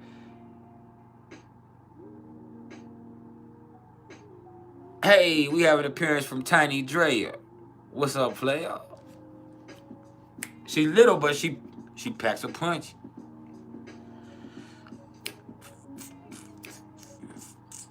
We got the council in this bitch. We got motherfucking KD Kane in this bitch. He's a menace to Cheshire. K.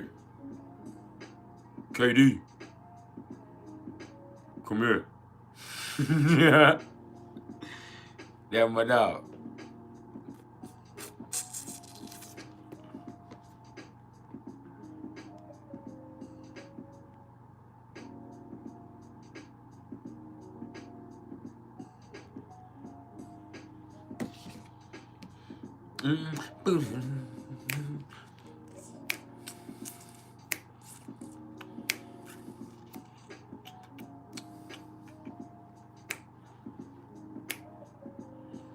Hey, y'all don't know nothing about it.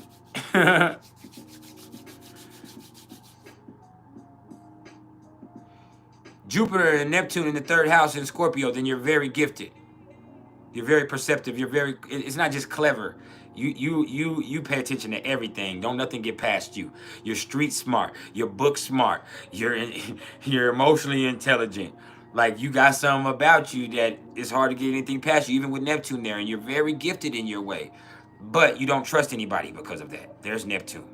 It don't matter if they're good. It don't matter if they're bad. You don't trust nobody.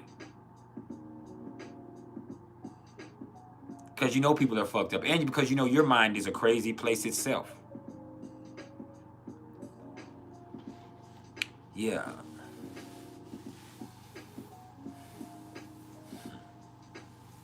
If your body was a playground, your mind would be a jungle gym.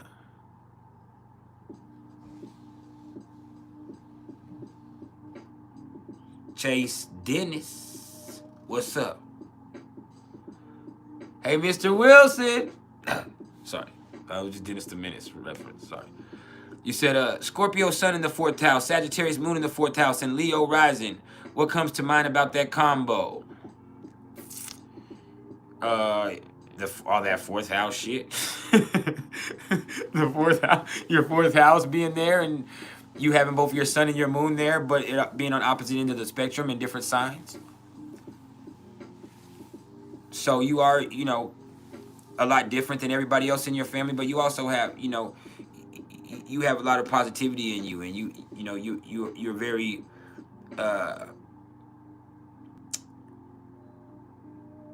brave. The darkness that you have inside of you doesn't make you fearful. It makes you brave. It makes you want to see what else is out there. It makes you want to search for truth. And, you know, that 4th house mix means it's in you. It's not on you. There's a restlessness in you emotionally. There's a restlessness in you energetically. Like you're always searching for more truth. There's never enough. You have an insatiable hunger for knowledge. You have an insatiable hunger for experience. And maybe your family's like that. Maybe you not having the family that gave you what you needed, gave that. I don't know. But it has to do with the situation growing up that put that something in you like that. And with that Leo rising, you yourself are a light to so many people. But in order to be a light to so many people, you have to deal with darkness in self with your sun in Scorpio in the fourth. But that moon in Sagittarius in the fourth also makes you be positive about the whole experience. Even the darkness that you went through, it's a blessing. Every lesson is a blessing. And for you, the experience is worth it all. And the truth that you found is powerful in itself. And through that, you're allowed to offer these people this sunny projection of yourself. And you're allowed to be a light to other people. And you let people feel free in their own unique expression with Aquarius on your 7th house. So hey bro, you everything. You everything, fam.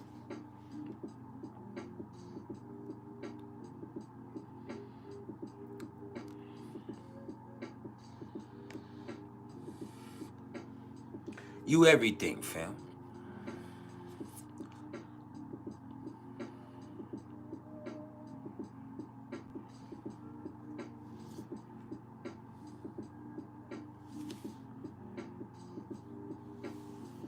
We like this. We like that. You like this. Just like that. We here. We here. You tuned in.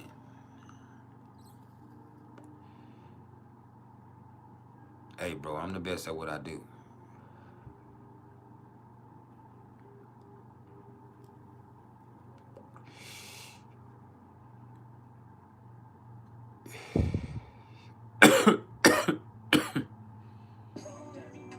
It's a lonely world.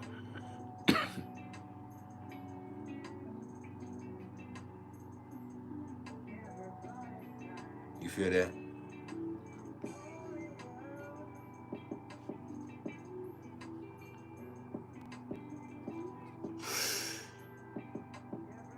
Dig deep blue. It's a lonely world, cuz.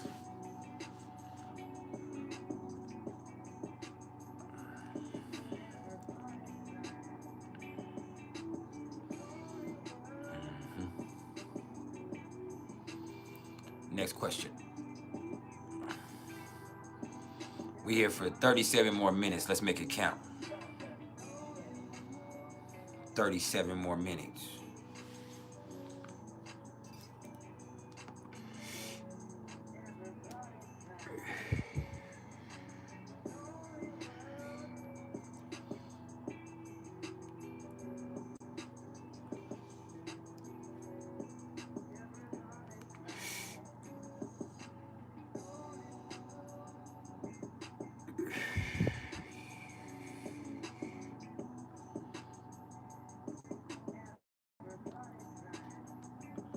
Let that Pisces moon hit you. And if you are a Pisces moon yourself, let this Pisces moon heal you. This is your lunar return. Come back to yourself. Sometimes that means you got to separate yourself from other bullshit.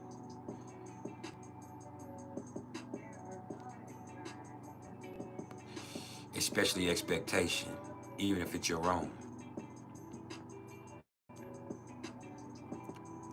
You are the divine, undefined. Do you hear me? You are the divine, undefined. That's what the truth is about being a Pisces moon. Let this Pisces moon cycle heal you. As we come into this full moon, or this eclipse in a few days, where it's sextile to where we are in our own moon cycle, let this initiate that healing. As we come into an exalted eclipse, sextile to our own Pisces moon coming up. This is for y'all. I'm telling you this personally for my Pisces moon people. This is where you change the narrative.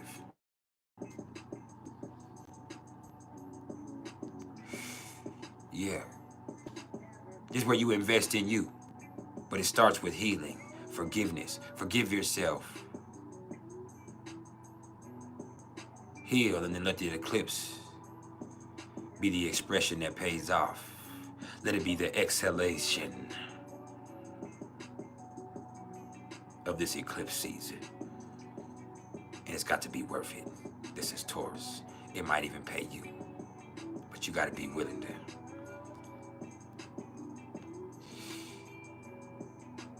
be vulnerable. That don't mean be susceptible. I said be vulnerable. Susceptibility isn't vulnerability. But vulnerability doesn't also ever come with immunity. You can't be immune and vulnerable. There's no such thing. In order to be vulnerable, there has to be an element of danger, of frustration.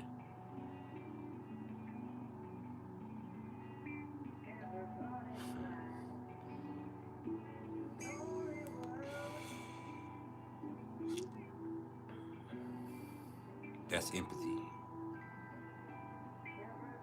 Empathy ain't sympathy.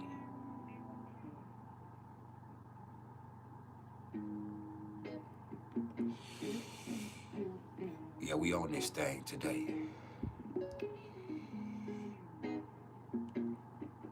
And I'm that.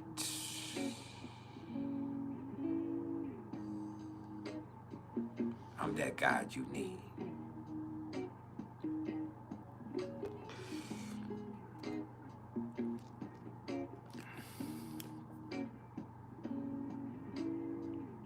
Now,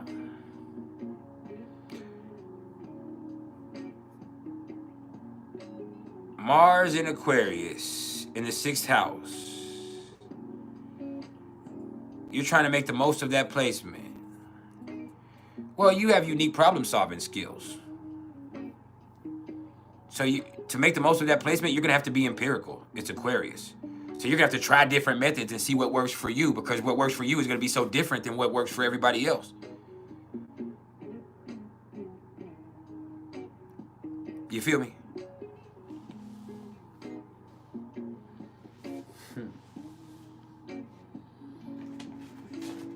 I'm trying to find my fucking charger.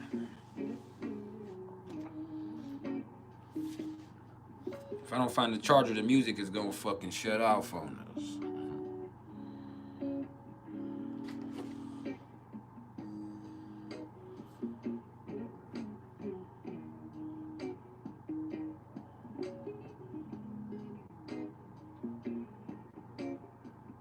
But yeah.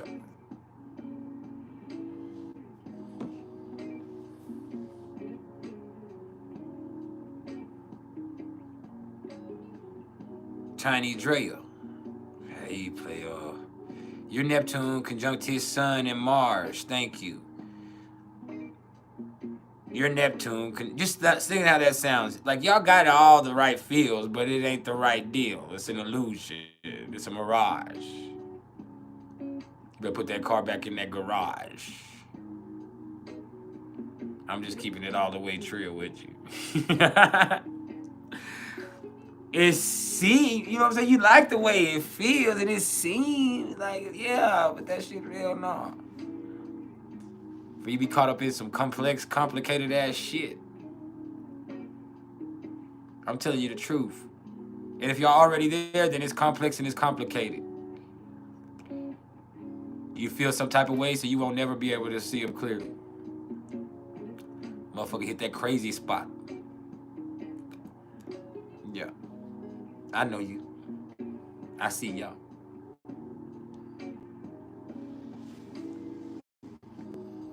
I can dig it. Yeah, dig it. KB, you own a toy store?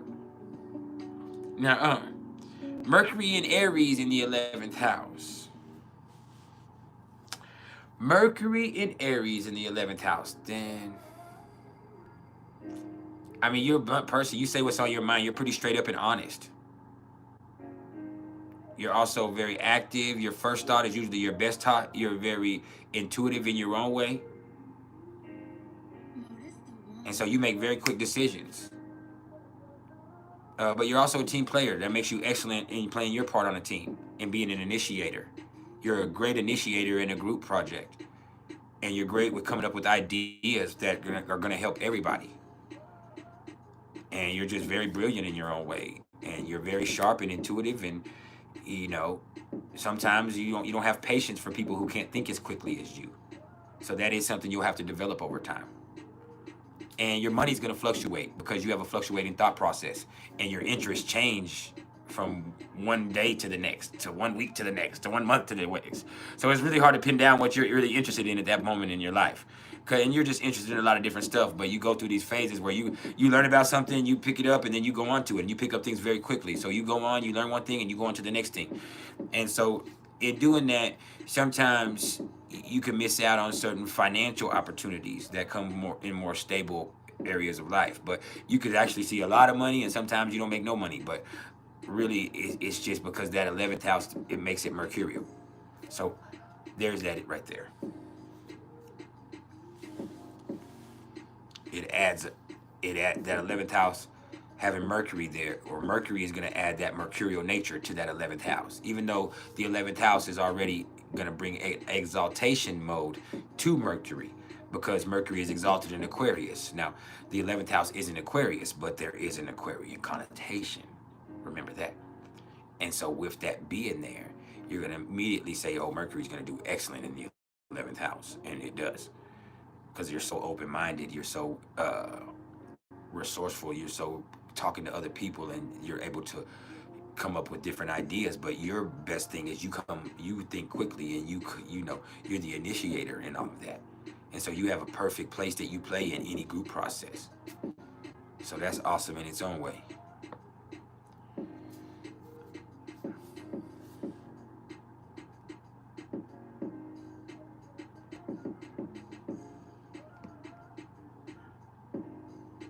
Super fucking awesome.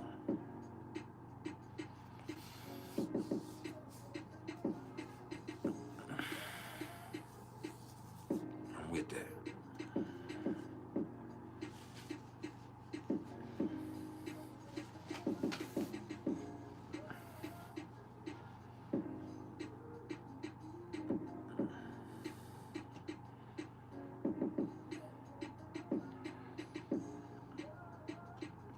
Next question, please. We're here for 27 more minutes. Let's make it count.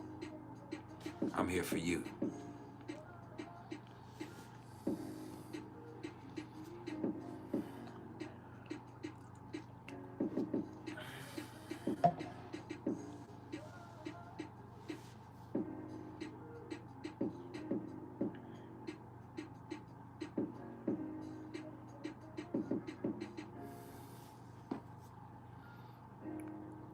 Yeah. Where can you find your career path? In the 10th house, of course, your career path. Your growth process is from the 4th to the 10th house, from that nadir to the MC, or from the IC to the MC, the immune coeli to the medium coeli. But that represents your growth process in life in its own right anyway, the 4th to the 10th house axis, where you come from, where you're going. But the career path is the 10th. Now, you could work at a job in the 6th house.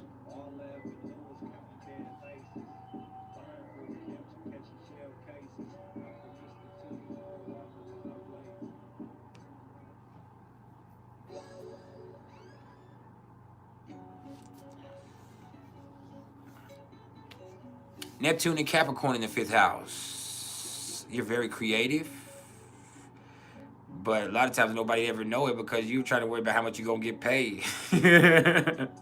Like you have such a character and charisma, and you're very creative and all of that shit. But it also means that like you fucking like you so worried about how much you're gonna get paid or what you're gonna get out of it that sometimes nobody ever get to see it. And you're trying to make money. If you're gonna be creative, if you're gonna you trying to make money. And let me also say that it could also mean that you have stepchildren, or you adopt children, or you have children in an unconventional way with Neptune in the 5th house there.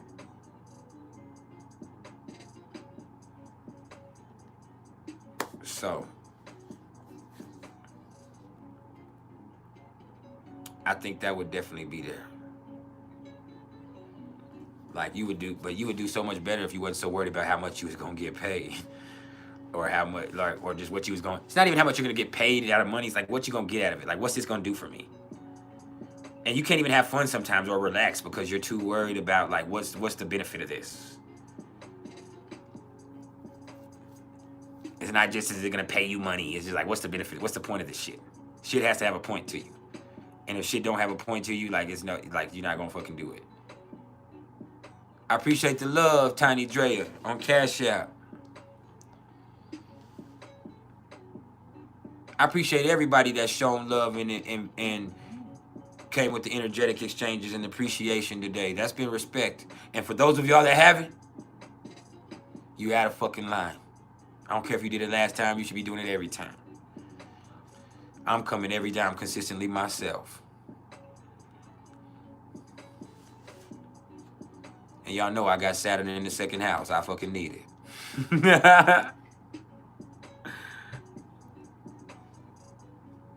Not just need it, but also worth it. So let me work it, you dig? Damn, my shit's about to die for real, bro. Jacane!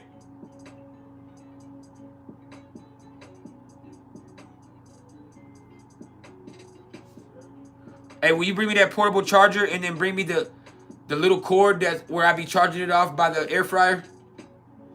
The portable charger is on my desk.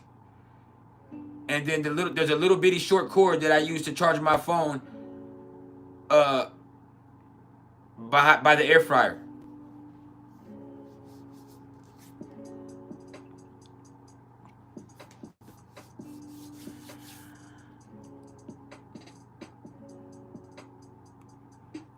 My baby got sent home sick. I knew he was gonna get sent home sick because he was moping when he went to school. When a Leo starts moping, it's usually nothing good that comes from that.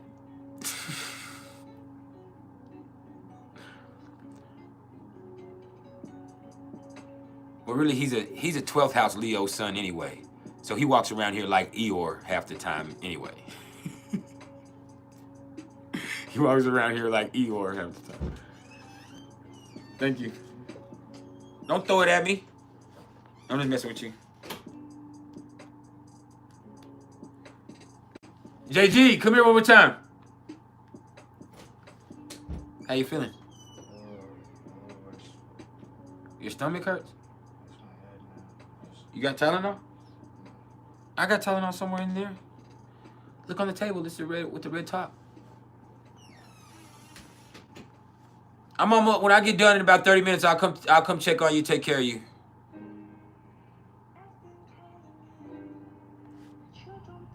He's a Leo. He's still gonna need to be babied.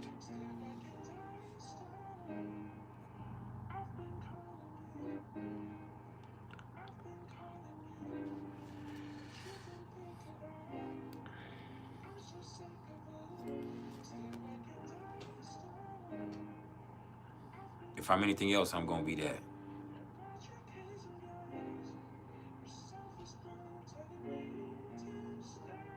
KB, you say you have Neptune and Sagittarius in the 8th house. So you have intuition yourself. And you have gifts. But you also be believing in shit that's not even worth paying attention to sometimes. You're very resourceful too.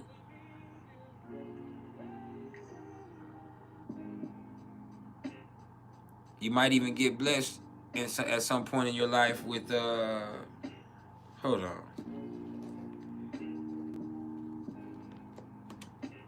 Yeah. You might get blessed with some type of inheritance that has some type of conditions that come along with it.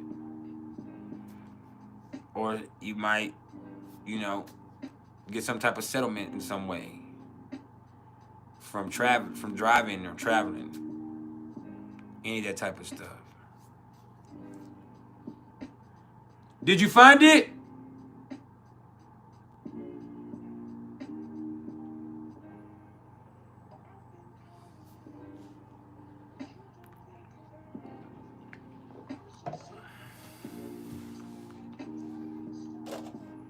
That's my baby.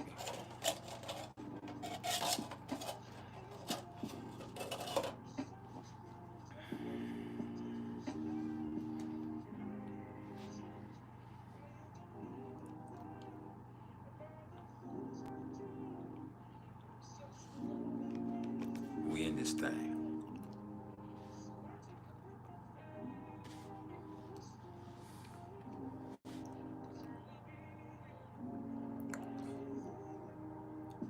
Anna, do I use Progress composite charts? I can.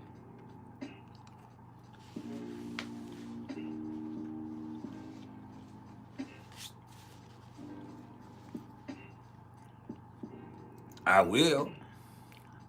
Just like saying, do you use a condom? I mean, if I should, but do I have to?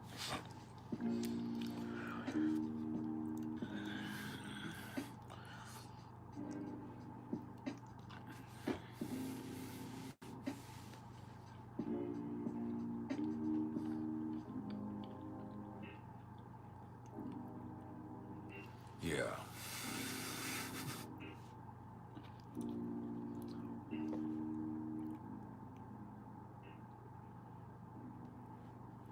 Yeah.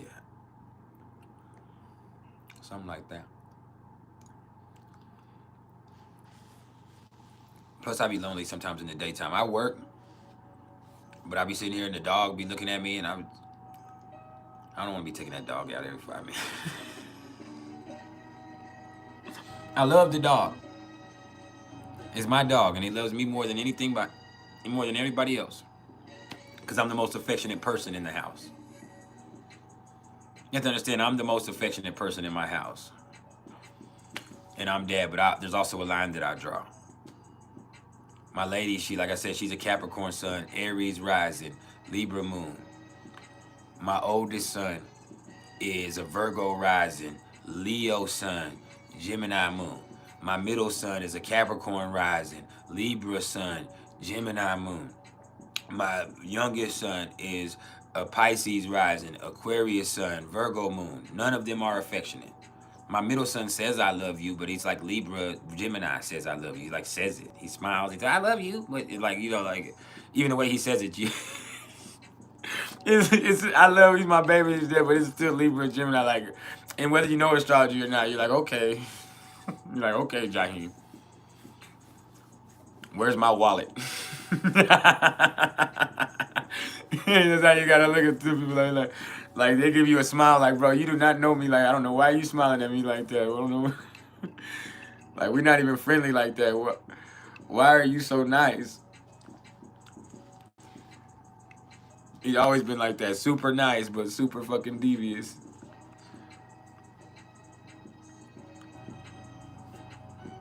And he has the worst temper. He has Mars and Venus in Scorpio, so he's like super friendly, super nice. But then when he gets real mad, he has Mars in Scorpio. He just fucking ruthless. Like fucking go like his brothers will fist fight with each other. The oldest one and the baby one, they'll fist fight. He won't. He's going to get a knife, or he's going to go fucking get a broom and chase him and try to hit him, and not like he's really don't fuck around. Like, it's not even no point in playing with him like that. He'll fuck you up. Period.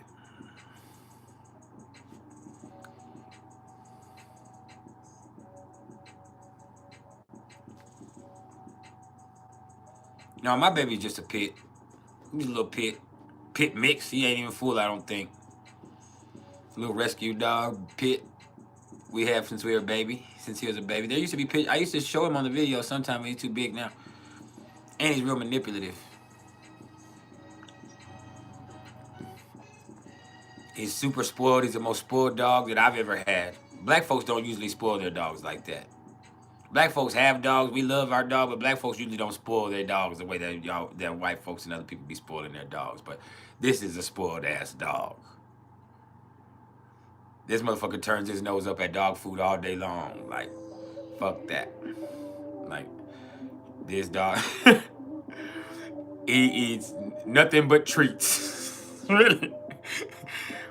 Sleeps upside, supposed to be a guard dog. I ain't never seen a pit. Sleeps upside down with his feet in the air, just happy and comfortable in a motherfucker. Just living the good life. Goes outside whatever he wants. Has 7, 8, 9 toys. Gets 3, 4 toys a week. Gets all of his toys. He's a Capricorn. The dog is actually a Capricorn for real. The dog was born December 23rd. The dog goes and gets all his toys and gets all his toys and he'll put them all by him. Puts all his toys by him by himself, like gathers them all up and he just hoards over his toys, and then he'll pick one out and he'll come try to force you to play with him. And it just is like, man, he'll come up and give you a real hug like a human. He comes up and he crawls up on your lap and then puts his hands on your shoulders and tries to hug you because he wants you to either give him a treat or play with him. He just super ass, big, friendly ass, crybaby ass, spoiled dog.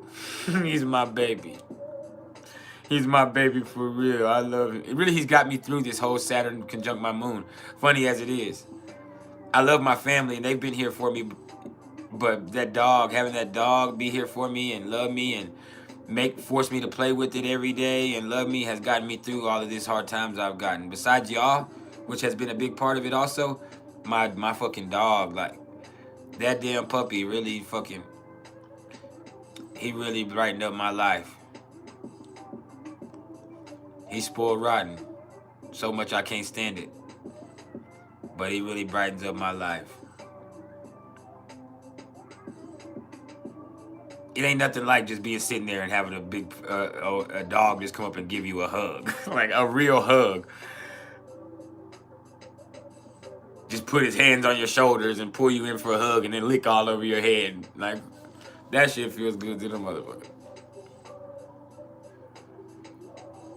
I don't care what nobody says. Black folks be like, hey man, that dog done kept me alive this whole time, man. I love this damn dog.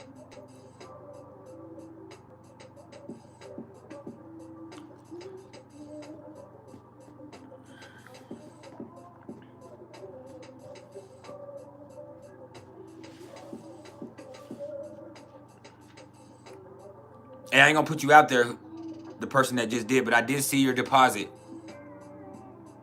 as far as classes or apprenticeship. So we'll talk about that. I'll message you in a minute.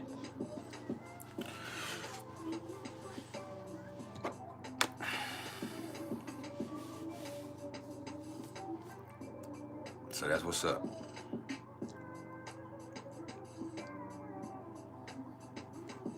Now, does anybody else have any more questions?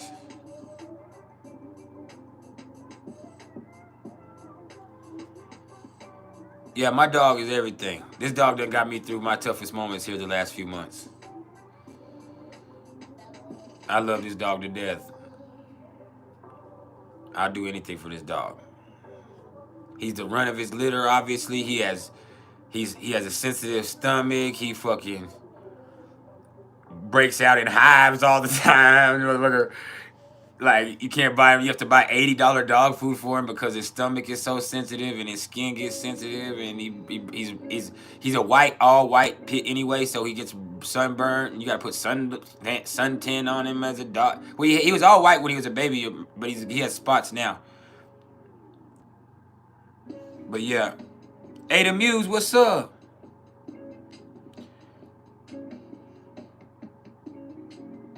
I can't see what that. What's my take on the South Node in the 12th house? You need to learn how to get back to everyday life.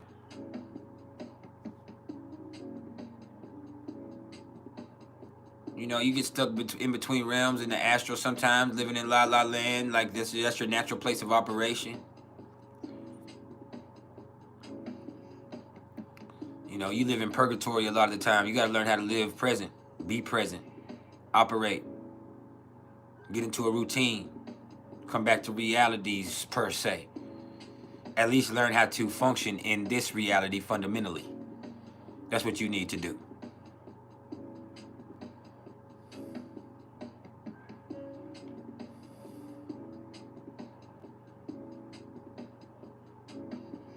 We right there. We here. We there? What's up? Keep on.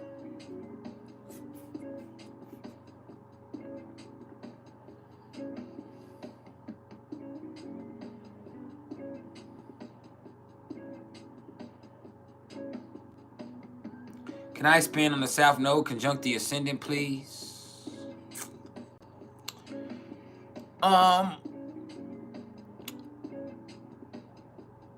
I would just say that you're a certain type of way that you've always been, and through relationships and interactions with other people, and you know, just getting out and experiencing, you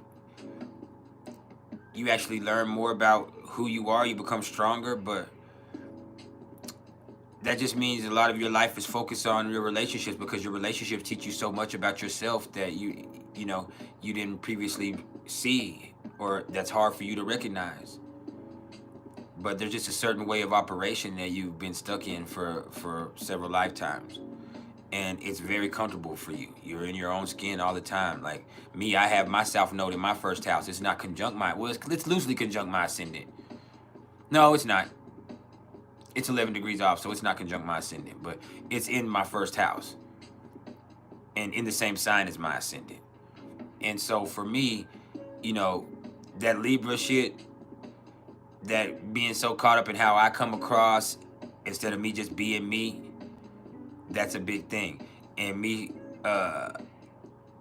you know, really knowing how to delegate and relegate and get people to do stuff for me, like that's really hindered my relationships. Like I have to be straight up, I have to be self-sufficient, and then I have a lot more honest and open relationships. I myself just have to be more assertive and take care of myself better and be accountable for me, and then I'll also see business and things like that flourish. And I'll be more powerful in the process of that. So with that, I just say there's certain character traits that are just so natural to you that you identify with so readily that it's really takes other people to show you parts of yourself, and you're like, damn, that motherfucker had me acting out of character. No, that's a part of who you are. You just don't like to show that. So that's definitely a thing with that. Hey, we got 7 minutes and then we're leaving, y'all. For real, 7 minutes and then we're gone. I appreciate all the love and support. So if you have any questions, let's get it out. For those of y'all that didn't show me no love, you should. We've been here for 4 hours. 4 whole hours. All motherfucking morning. And we'll be back tomorrow.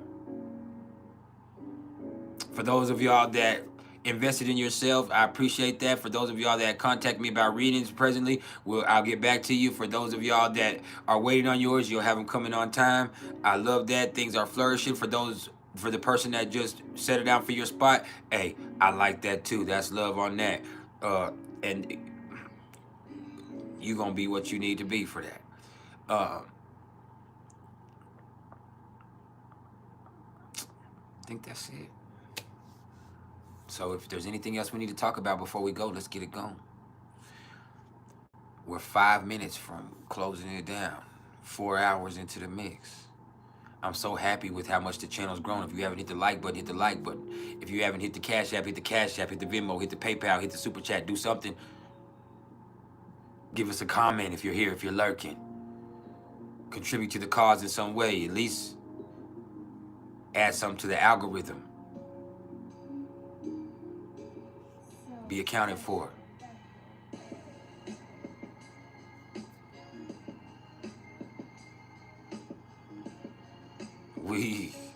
We started a movement now. We priceless for real now. If you're on Facebook, go join Star. Yeah, you know who the fuck we are. Go join Priceless Knowledge of Self also.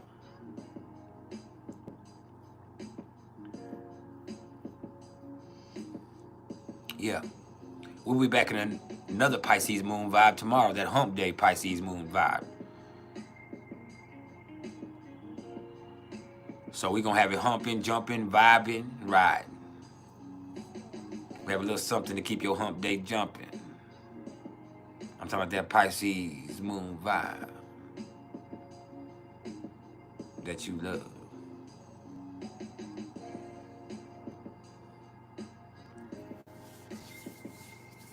I appreciate it.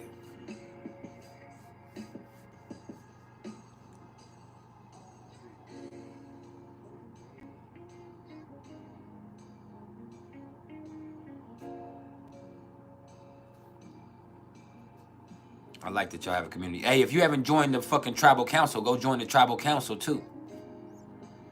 And that's just you investing in you right there also. That not only gives you a discount on the services, and it gives you personal access to me, but it also gives you the opportunity to be one of our featured members in the coming months.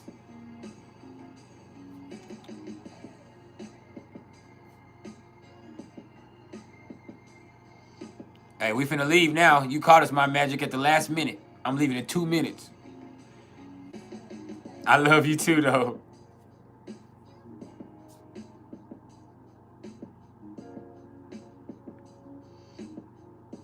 What do you mean the tribal council doesn't sound like you?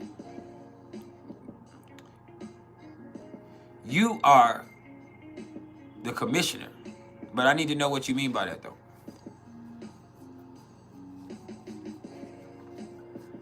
You talking about you don't want to be featured on the channel? You don't have to be featured on the channel to be the tribal council. Being the tribal council is also just investing in the cause, investing in yourself, and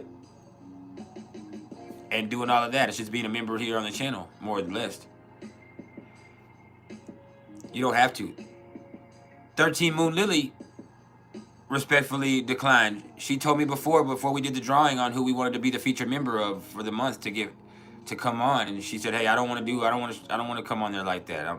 And I respect that to the fullest. Not everybody is comfortable with that.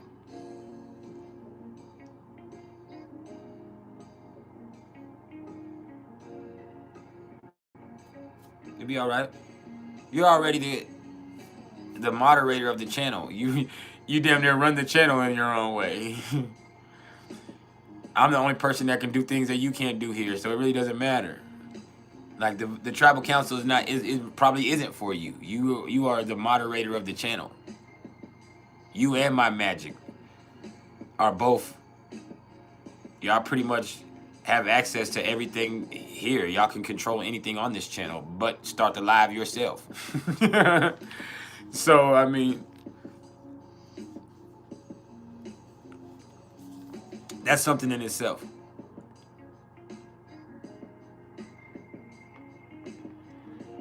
It'll be all right. So any of y'all interested in any astrological readings, don't get at me in my comments. Get at me in my email, which is mr.turner1300@gmail.com. All right. And if things go well in the coming weeks, what I'm going to do is I'm going to go get some more merch made. I won't get a lot of merch made, but I want to get like 20 pieces of each thing that I get. 20 hats, 20 shirts, 20 hoodies and shit. And I'm going to, might not even sell them. I might just give them away at different times. So I want people to be able to rep that PrIcElEs everywhere until people start asking, hey, dang, I want that again. Because I still have my merch, my hoodies, my hats, obviously, that y'all seen and y'all see me wear all the time. But I'm thinking to go get some more merch made. And I really only had a few of those, and I gave those away over time. But I'm thinking of going to get some more made as this keeps flourishing, and we'll get that to people. So, hey, I appreciate y'all. I love y'all. I'll be back tomorrow.